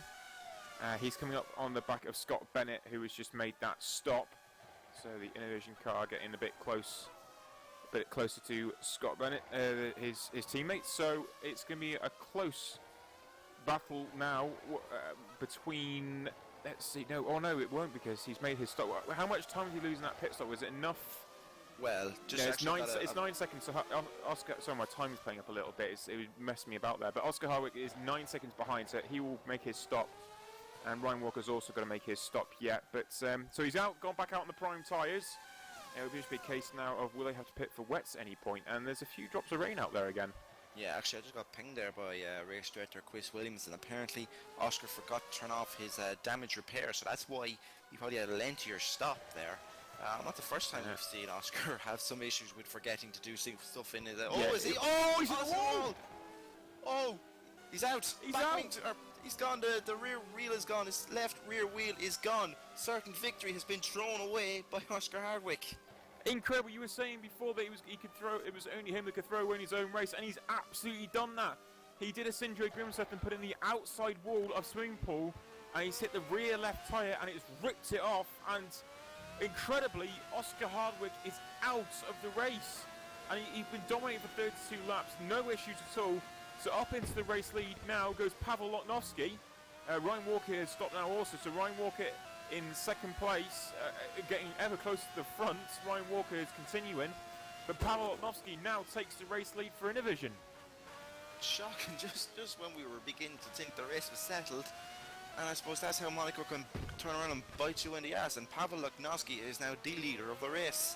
I'm not too sure the last time we said this as well, or when it last was, but a Vodbull on the podium. Oh, when are we talking? We're talking back in my days.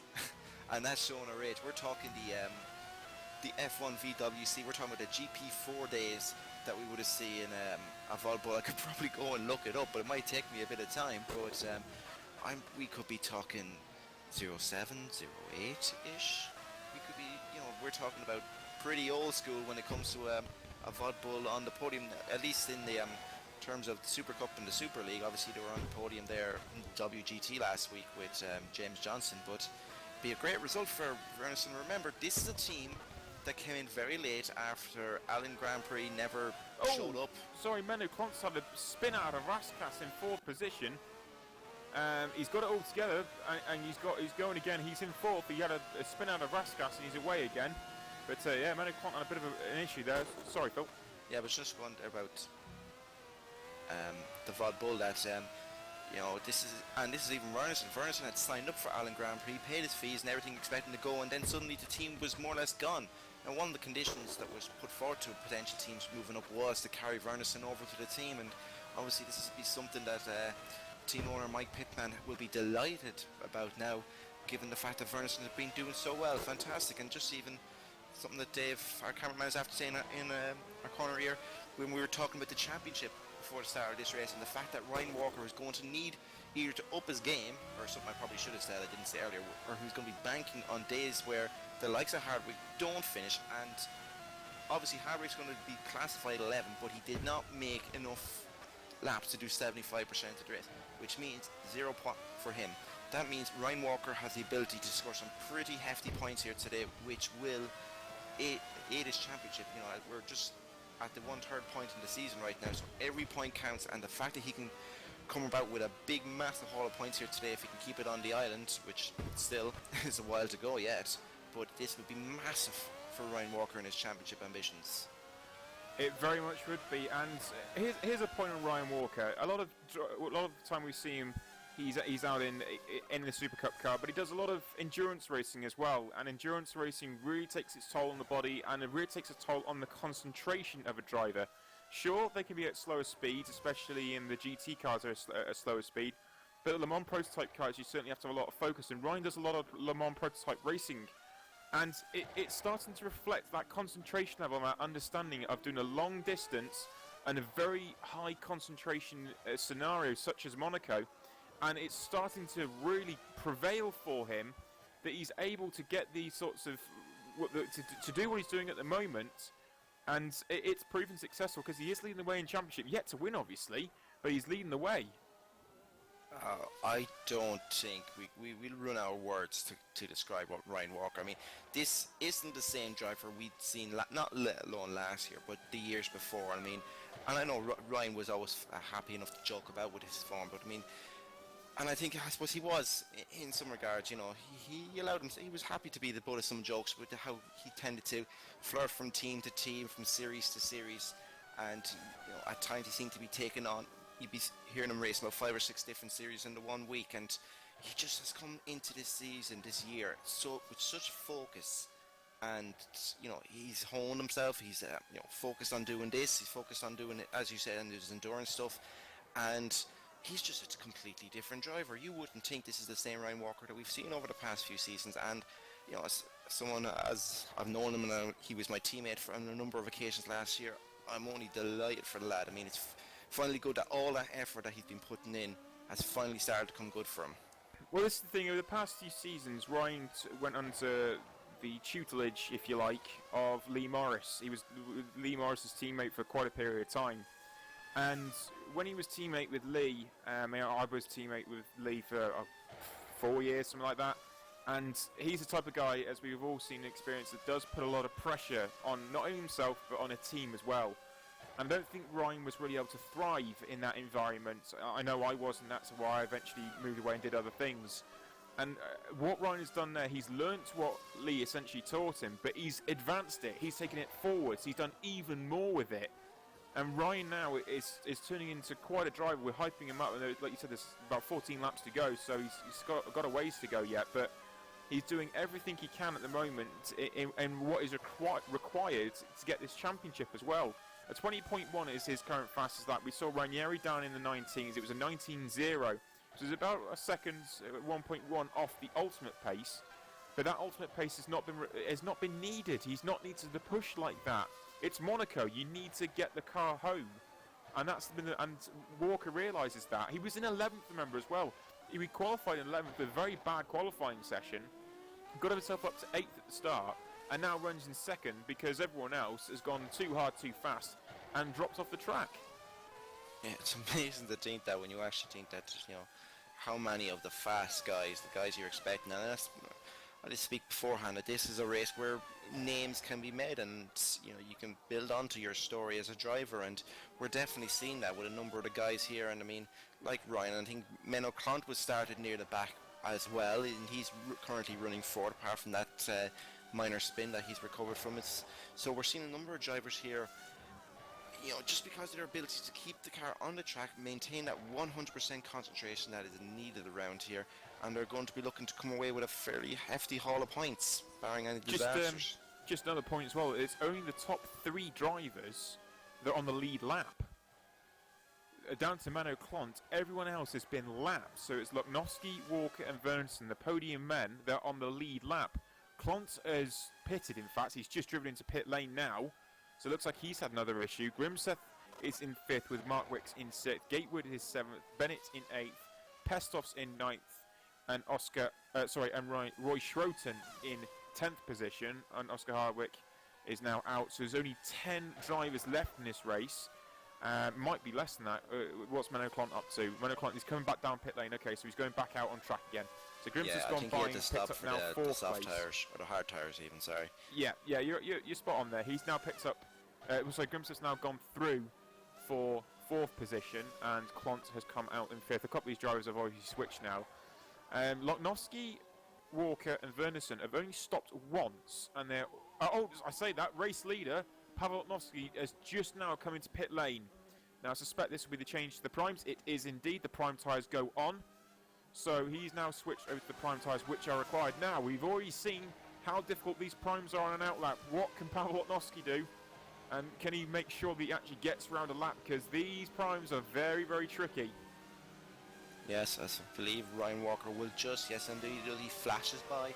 So Ryan Walker leads another race this season. I think he's actually led, I'll have to check back on the stats for it. I believe he's at least led a lap. Just got inside.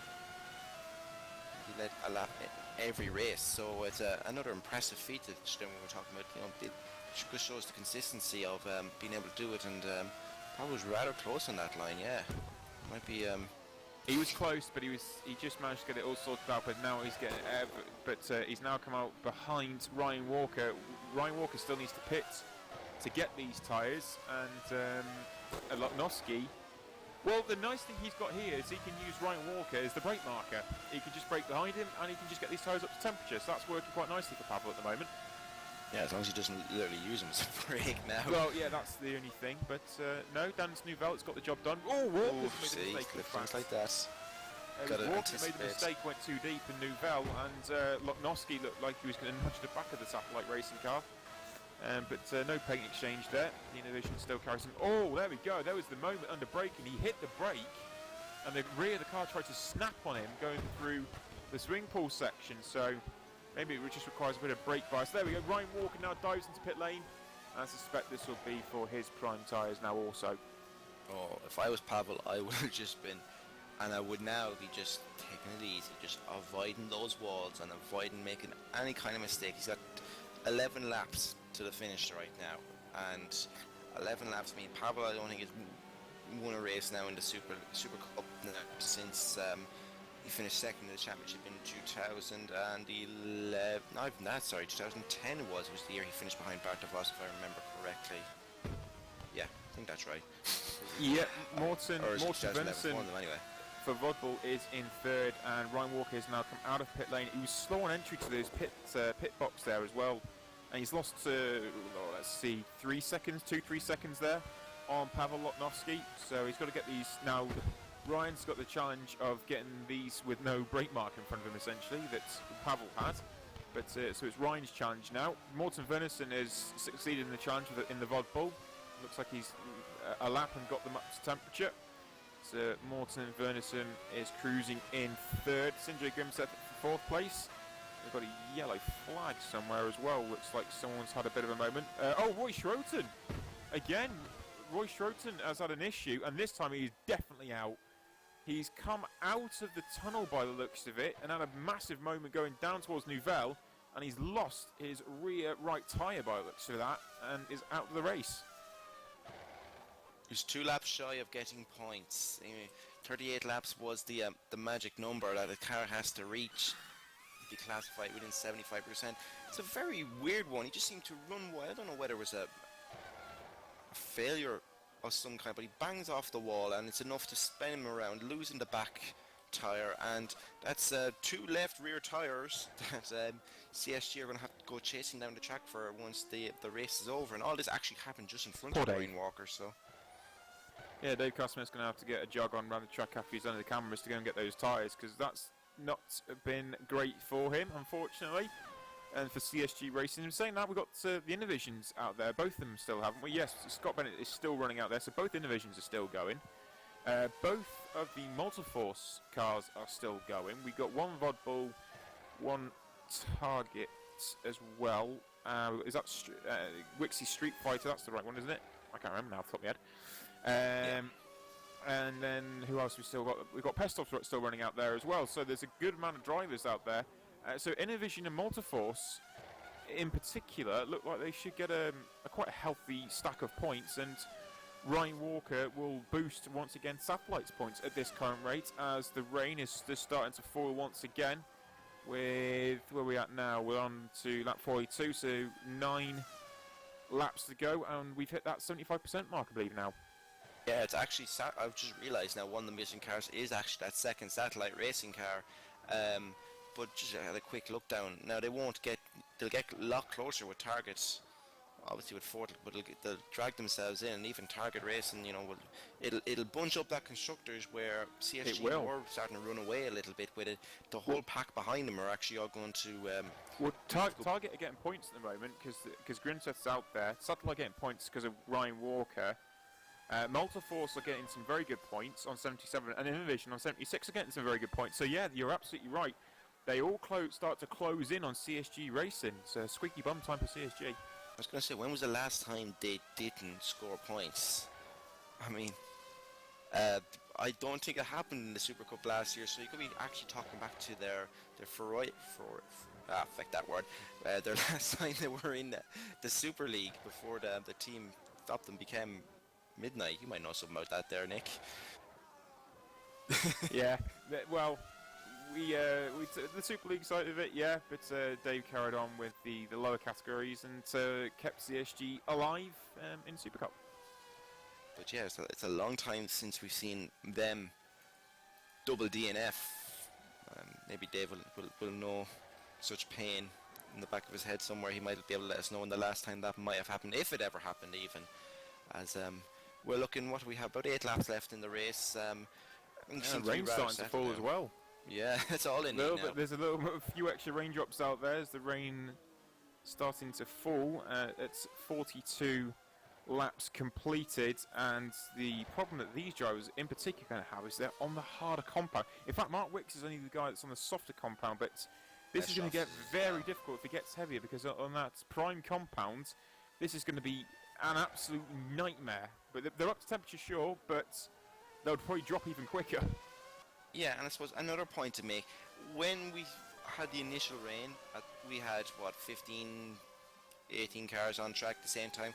Now we're down to only having about, 9 cars rolling around the track. So there's less cars out there to dry the line. So it'll be interesting to see if, as you can kind of see, the rain is starting to pick up, the track is getting wetter, because the factor is now there's less cars running around on the track to dry that line right now. So maybe the weather's going to throw us a bit of a curveball, and all these retirements might be for something if it continues to get wetter. Yeah, possibly so. Lap 43, as the rain is getting a little heavier once again. It's Pavel Lotnowski in that Innovision leading the way out on prime tyres, as is Ryan Walker for Satellite on the prime tyres, and Morten Vernson also, as Mark Wicks has pitted and gone back out on primes. So he was on options and gone back out on primes, cold primes, in conditions that are starting to get very tricky, because it started to get a little bit heavier again. So Clont has gone back up to 5th now as well. So Wixie is 6th. Patrick Gatewood, actually that could turn into the closest battle. Gatewood's only 6 seconds behind Mark Wicks. I would have thought, given if he hadn't made a switch, which is probably why not hold off on it? When you see the rain is actually beginning to get heavier, and it is, would you not just hold on for another few laps? Because if they do need to make a stop, as we're nearly, we are getting heavier rain right now. I would have been holding on for, unless his tyres were literally on the rims, I would have been holding on just as long as I could to make a final decision. Yeah, that really could be. That's the other thing I've been slightly surprised about with Supercup today, is some very, very questionable strategies being played out here. I'm not too sure if team managers have been dictating them, or if they've just allowed their drivers to do as they want and as they please, but some very intriguing and interesting choices of strategy here for some drivers in how they've approached it, and that rain is definitely getting heavier, isn't it? Yeah, we've actually just actually after hearing that the reason that we saw Roy rather spectacularly crashing there, he actually had a screen freeze even midway through the tunnel. Pretty scary point to have it, and so obviously when he returned he was bashed into a wall, and that was the end of his day. So that explains why Roy Schreiten is out of this event, as we've 9 cars left. About to enter the last 5 laps. We've 3 of those cars in the lead lap. Lugnosky leads from Walker from Vernison. Then 1 lap down we've got Grimstead in 4th and Clont in 5th. 2 laps down we've got Mark Wicks in 6th, Gatewood in 7th, Bennett in 8th, and Pestoff in 9th. They are the only cars running, and irregardless, they are the only 9 cars that will score points, as all of them have made it past the 75%. Well, congratulations to those drivers then, I think, at this point, because that's a big achievement to get that far into and what has been the most incredible attrition rate, and they've made that 75% point, and they will get points for it. Yeah. And out in front, Pavel Lotnowski is doing all he can. He's got that 20-second buffer over Ryan Walker, and Morten Vernison is currently in 3rd and really struggling going through Portier and into the tunnel there, as Lotnowski goes through Sandevot and up Beau Rivage, and Ryan Walker is coming through Antinogues just now behind Scott Bennett. Yeah, it just seems rather all nice and calm right now. I think everyone is probably looking at that raising weather level and thinking, right, I'm happy where I am, I'm going to stick with it and just try not to. Really, we shouldn't hopefully see any accidents towards the end of this now, because I assume, especially when we're looking at the top 2 anyway, they're experienced enough heads to think, right, okay, job is done. Just ease it home now. Ease it home. Experience once again prevailing, because Luknowski is a seasoned veteran, and you can argue that Ryan Walker also is now, and again alluding to his endurance campaign. Morten Wernersen, maybe the slightly more surprise. He's been around for a while, but he's done a great job here today as Morten Wernersen, the Volt Bull. Really, really good job. Sinjay Grimseth, new man to VWC, but nevertheless, he's doing a solid job up there. He's had some issues, but he's still riding in 4th place. Monaco Clont is in 5th, with Mark Wicks in 6th. Patrick Gatewood still going in 7th place, and Scott Bennett in 8th. Andrea Pestovs has just dived into pit lane, in fact, in 9th position, and he's going back out again. And looks like he's got some more prime tyres there as well, so he's gone back out. Onto the primes with Pestovs. So obviously he's someone who was making a late decision and running the least amount of laps that he had to on those yellow tyres. Makes me wonder whether we'll have to see Scott Bennett in at some point. No, that's a 4th stop. I think he's actually been out on them, so I think he's had an issue there. That's 4 stops Pestovs has now made, so that's either an issue or he's had to go onto those tyres now anyway.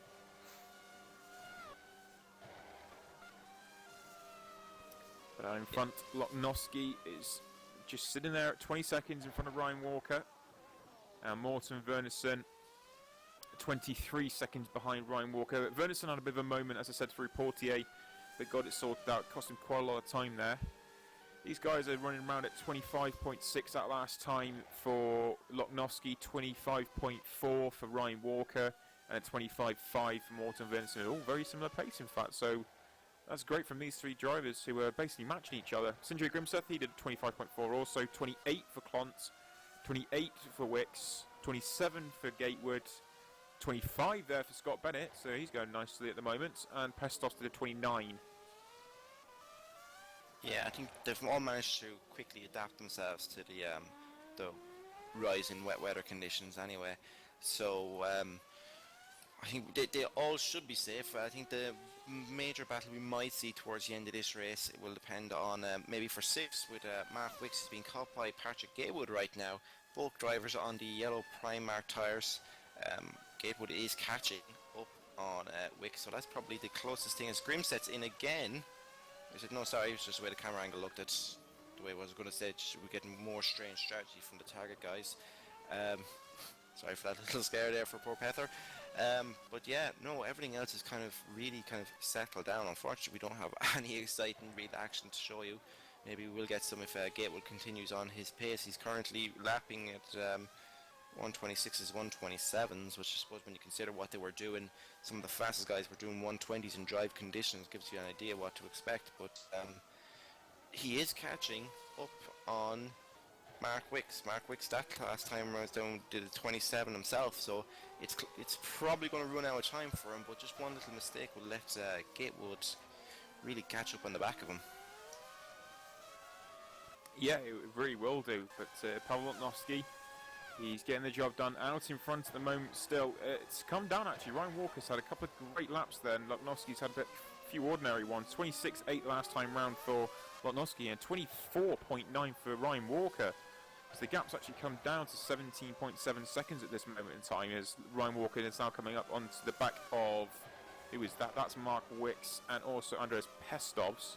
So he's coming back onto some traffic, but it's been a good couple of laps there for Walker and not so great for Luknowski. But again, unless something major happens, I don't think he's going to close that gap anytime soon.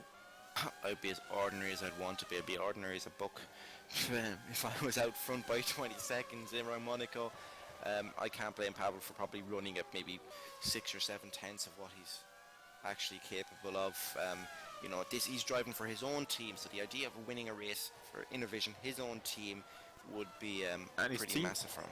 Teammates and in a great battle with Patrick Gatewood here actually. Patrick Gatewood, it looks like he's they're out on having a good battle at the moment as they come down into the lows hairpin now, and Bennett is closed on Gatewood, and it's going to be see if he can get by. Oh, and he's on the softer compound tyre as well as Bennett at the moment, so he's probably running a little bit quicker than what Gatewood is. And oh yeah, Gatewood's all over the place in fact, so can Bennett get a run here? Oh no, he's way too far back now for Scott Bennett. He might close under braking, but I don't think he's going to get anywhere near him in time. As a few marks starting to show on the track as well. No, he's not going to get close. So we'll just have to hold off for now, as Pavel Lotnovsky is 16 seconds now is the gap between them, as Pavel Lotnovsky just starts his final lap of the race for Pavel Lotnovsky in the Univision. And back further down the field, Mark Wicks, Patrick Gatewood and Scott Bennett, split by 3 seconds at the moment, but Bennett still can't really do anything about Gatewood. Oh, we had a bit of a moment in Anti-Nose, so he might have a run down towards turn 1 at Sander Vought. He's getting very, very close. Can he do it on the brakes? No. Oh, nearly hit the back of him. He's just got more superior grip because he's on the softer tyres, and he's getting the power down as well and braking. But Bennett is closing on Gatewood. They can't do anything on the back of the Multiforce.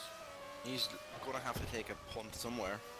No pun intended with the word punt now, but really, unless he's going to try something that maybe Ranieri might try, he's really left with the chicane, the harbour chicane, really to have an attempt. But he really needs to get himself into a position and be able to use that. So we go around to Pavel Lotnovsky. He's coming around. He's going through the swimming pool complex right now. It's just a few corners away from picking up a well-deserved and probably overdue for a man of his talents victory.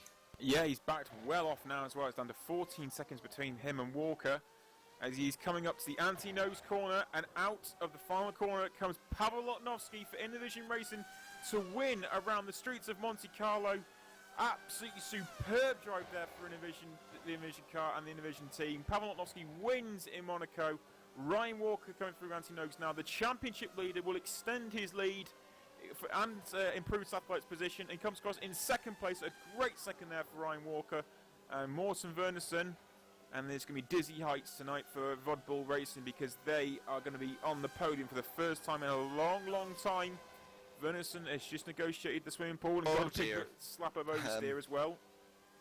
Oh, Bennett, potato you. He bashed up the car going through Raskas. Oh wow, yeah, Wernersen's just negotiated there, but he's going to come across in third, and he will take the final step on the podium. Yeah, no, Bennett decided to re-bend his car up. I think he will be classified 8 because Bestrov's is, and I think he's not the only one. I think Grimsledge is going very slowly without a front wing on his car.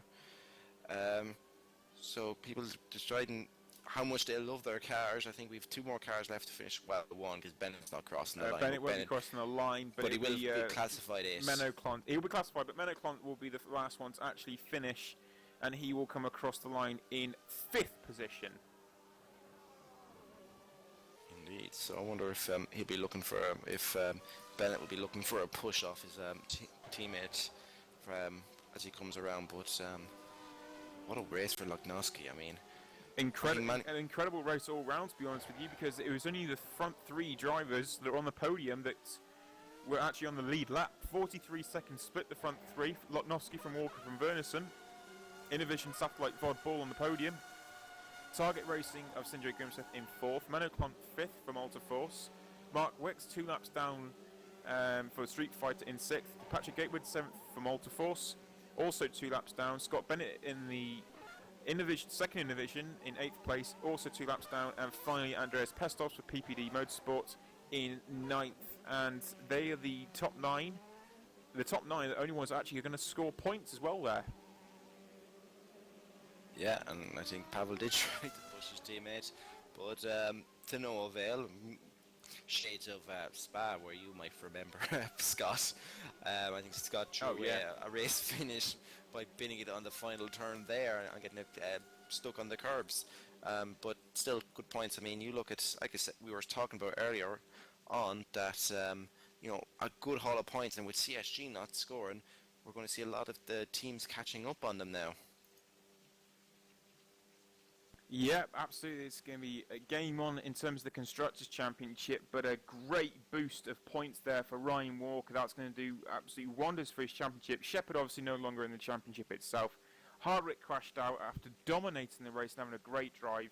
Lapala wasn't even about today. It's only going to be Grimseth that's going to pick up a few more points, and he's down in 5th on 51. So Ryan Walker on 83 will pick up a good haul of points, and that'll do wonders for the championship. Satellite will close up, Target will close up, Multiforce will close, and Innovision will all close on CSG Racing as well, after both their drivers had very, very difficult days. day to day, and it's going to be we'll go into the mid-season now, I guess we could call it here, Phil. It's going to get very interesting. Yeah, I mean, continually week by week, maybe it's a bit unfair, but we're expecting Ryan to, fall back, and he's going to get overtaken by the aliens as it was. But each week, on each race even, because we do race bi-weekly, but we keep going and we keep finding him that he's he's pulling out all the stops and he somehow is still in contention. I mean, we are a third of the way through the season, and all he needs to do is just have another 2 thirds similarly, and we could be looking at the champion. I mean, as each race goes on, we might, it becomes more and more of a serious thing that, Ryan Walker could be champion. It very could be the way, and we do have some drivers that have now joined us in the broadcast booth here as well. It's John McLean, Oscar Hardwick, Ryan Walker and Tom Parker, but I will first come to Ryan Walker, who finished second for Satellite Racing after a superb drive and has done some seriously good work for his championship because of his rivals around him. So Ryan, wonderful drive there today, but in terms of championship, you must be absolutely thrilled. Thrill is not the description I would use. I'm absolutely ecstatic. I can imagine. We alluded to throughout the race how your improved, how your general mentality has improved, and things have been going so well for you. And one question I really would like to ask you is what you have learnt from endurance racing in particular. Has it really helped you here today in what you've been able to do at Monaco in very, very challenging conditions also? Yeah, it's definitely helped me because around a track like Monaco, you can't exactly go dive bombing people, and you can't just like try moves and dive up the inside, and because if you make a mistake, and mistakes like that, it can ruin your race, especially around this track as well. And I just decided to use my head, just take an opportunity when I got it, and it seemed to pay off. Yeah, use your head is a great way of putting it, because that's exactly what you did. When you were driving very smoothly, very controlled, good pace. It was great to see. Another question, in terms of qualifying, what happened throughout qualifying? Because it obviously got wet towards the end when you did your lap, but the start of it was particularly difficult for you. Yeah, qualifying, I just never got a clean lap, and the start of qualifying, I was on a good lap, and traffic just cost me, and someone spun in front of me, one of the target cars, and I had to take a avoid an accident, and that just screwed my qualifying lap up. And then from then on, it was just a case of trying to qualify near the top 10 or trying to qualify possibly near the front. Yeah, Ryan, another fantastic race for you again. Seems to be becoming the norm rather than the exception, and with a day with Oscar Hardwick retiring and Lapala not racing, you add to a very healthy championship lead. And we are 1/3 distance. You're out there front. We really do need to start talking about you as a serious championship contender at this point. I mean, all I can say, we spoke on the broadcast about this, is just well done, man. But have your own expectations changed as things seem to get better and better as the race goes on, as the honeymoon period goes on for you? Kind of a wee bit, since I've just decided that if I want to go for the championship, then I'm going to go for it and just do how I do. But I really need to start winning races. That's the main thing, and that's my main aim now. If I want to stay at the front of the championship and stay in front of Oscar, then I need to start winning. Well, Ryan, that has been an exceptional drive today there. Massive congratulations to you on second place. But I will come to race winner now, Pavel Lotnowski. Pavel, that was an unbelievable drive really there for you. People falling off the road in front of you, but you kept everything under control and brought your Innovision home. And to win in Monaco as well, you must be absolutely over the moon with what you've been able to achieve there. Yeah, thanks. That's pretty weird race. I thought everything was already clear at the first stint. We had like 20-second gap to someone, I don't remember. And then people just started to retire, and was one point I was like first, and what the hell is going on? Couldn't believe it. And then I was just cruising the whole race. just trying to get back home. Well, you certainly did that, and it looked like you had a lot of, a lot of good pace, and it was a very controlled race from yourself as well there, similar to Ryan's race. And the way it unfolded with qualifying such as well, you had a great qualifying, in fact, to get yourself up into second place. You must have been very proud of your qualifying effort also. Yeah, I think a lot of people screwed qualifying up. They got either in traffic or something. I got pretty clear track. Actually, I only got like one lap, then it started to rain. Lap time was actually, it wasn't that good, but second is pretty good, yeah. Phil, any questions from yourself? Just one from, obviously, you won races in 2000, and I think it was 2011 you were last racing the Supercup for throughout the season. This one is for your own team. Is this one made more special, winning for your own team? No, it doesn't really make much difference. I'm just happy that we got our first win. We had some pretty bad luck, especially in Austria and last race. I think last race I was quite quick. I had the pace to challenge Oscar, but I just royally screwed up. Well, Pavel, today has been one of your great drives. Massive congratulations on the race win around Monte Carlo, and enjoy it tonight. Thanks. Okay, well, unfortunately we don't have the third place man, Morten Wernersen, but that's Vodbull's first podium, as Phil was alluding to before, for quite a long period of time, in fact, so excellent job for Vodbull. We'll move on to a few other drivers that have joined us. Oscar Harwick. Oscar, considering you were leading the race, and very convincingly, was great pace over Ranieri as well. What happened there, though? It all seems almost too easy for you at one stage. Yeah, I mean, I knew Ranieri was quicker than I was today, but had reservations about whether or not he would be able to keep it pointing in a straight line. I mean, we saw that he is an aggressive driver in Spain, and I thought with him starting behind me after what I think was more of a mistake in qualifying, because he didn't go straight back out whilst the track was relatively dry. He made a few mistakes and eventually ended up hitting a wall, and I believe he may have had the same incident I had. Mid-race, saw that the weather had, the track was dry, and I needed to get a lap done on the prime where I wasn't losing too much. So I dived into pit lane, put it on. I think as I hit sector 2, it went back up to 2% rain, and I just clipped the curb with the prime tyre, which on my setup I couldn't do. I thought because it's dry it would be alright. Obviously it wasn't. Rear end went, I overcorrected, and it wasn't a massive hit on the wall, but it seems that these cars are made of paper, and in all fairness, a mistake's a mistake. So congratulations to the guys that didn't make one, because it was a tough race. A very tough race, but again, just to allude to qualifying, your qualifying in particular was brilliant, because you were one of the only drivers to set a very fast drive on at the very start of the qualifying session. You must be particularly proud of being able to get that bank lap in very early. Yeah, it was something that I was fortunate enough to see in the Formula Challenge races yesterday. Is the people that went out at the start of the session and stayed out on track were the guys at the front. And with how the weather was and the fact that it was dry at the start of the session, there was no reason to not be out on track the whole time. Which again, that's the mistake I think that Giuseppe and Ryan made. But not a massive mistake for them, obviously.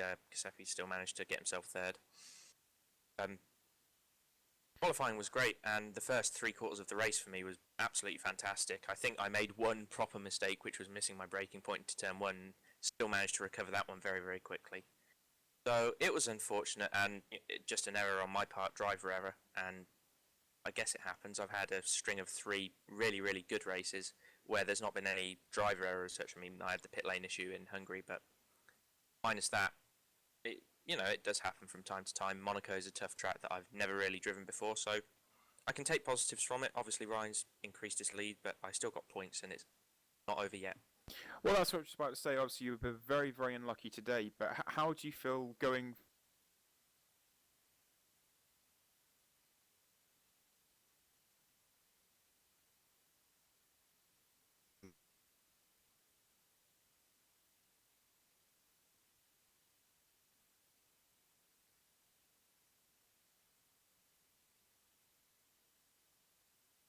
just happened? I'm not sure.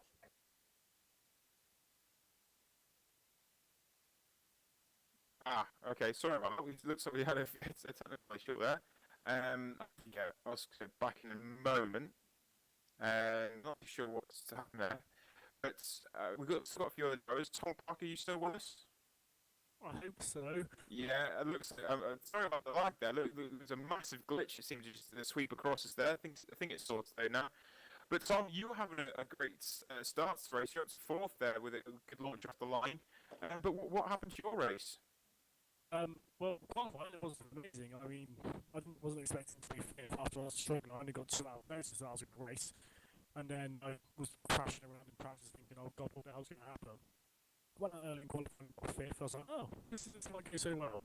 And then I got a really, really good launch. I couldn't quite get past Ranieri on the first corner, but played it cool. I had to do a lot of defending from Sindre and Roy, and they had an incident. And after that, it was just settling down. But then, I think you were saying in the broadcast, concentration is key around here, and I must have just had a tiny lapse, and then on the inside of the back, tapped that little wall, went to the outside, and bam.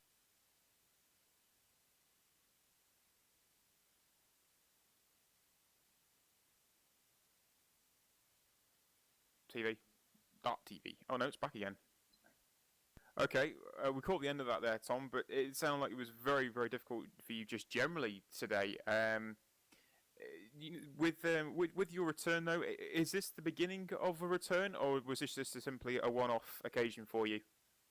I signed with Innovision initially as a reserve, but then Street Fighter got in a bit of a pickle with their drivers, so they've made Pavel and Will made an agreement that I'm going to do until Silverstone be reserved for Street Fighter, and I was needed today, so I'm going to do today, and I'm going to do Canada as well. But I'm probably going to stay as reserve for the rest of the season. It's just a case of what happens, really. Hopefully, I'll be back soon, though. Well, it's great that the fact you returned in in a testing capacity, which which is fantastic for the league, and great for yourself, and hopefully you will be in a full-time drive. So we wish you the best of luck going forwards. Thank you very much. Okay, and final driver, hopefully, as long as nothing seems to cock up any further anyway, should be John McLean. John, are you there? I am indeed, yeah. Excellent, thank God for that. I think these technical issues are really starting to blight us now, but how was your race there for you today, John? As Nick, it was Philip, sorry, that said it was kind of like a baptism of fire. I was given 3 days max to practice for this race, and I didn't really know what I was getting myself in for. And I'm appreciative of the fact that Fox offered me a 2-race contract for this and Korea.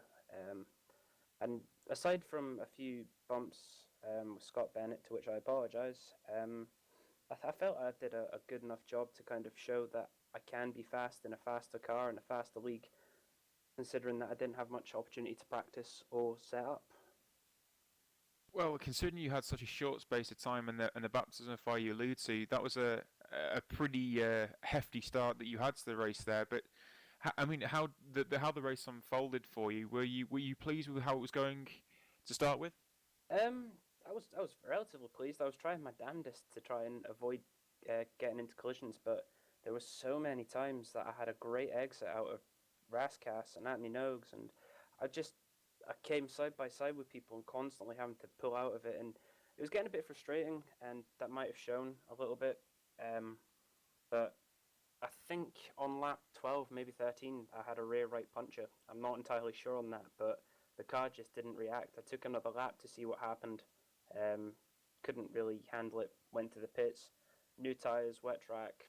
It didn't work out, and that's pretty much what caused me to lose control, go into the wall, and from there it was just constant suspension battles, and I was never going to win it. It's very unfortunate to hear there, John. But in terms of your championship and the potential of going forwards, how do you see it now? Will you continue with what you're doing, or do you have other aspirations with, because I believe you got your Formula Challenge, or is SC going to be more of a regular gig? I think I'm going to just pursue the Formula Challenge for the rest of the season. I'm quite stuck on the mindset that I want to climb the ladder rather than just jump it. I, Good I want mindset. to I want to put myself in a good position, and I want to put myself in the light where people go, hang on, this guy's pretty good. Let's give him an opportunity, and that's what Bart has done for me, which I'm again grateful for. Korea, I think, is my second race for Fox, and that is the race I want to be judged on because I'll have plenty of time to practice, plenty of time to prepare, a lot of knowledge on the car hopefully by that time, and then if I get a good race and a good result, then it's something that I can hold my head up high, hopefully carry that through the rest of the Formula Challenge Series. Absolutely. Well, we wish you all the best with that one because it's going to be a tough road for you. But it sounds like you're very committed. So we wish you all the best going forwards and for the future. That's grand. Cheers, mate.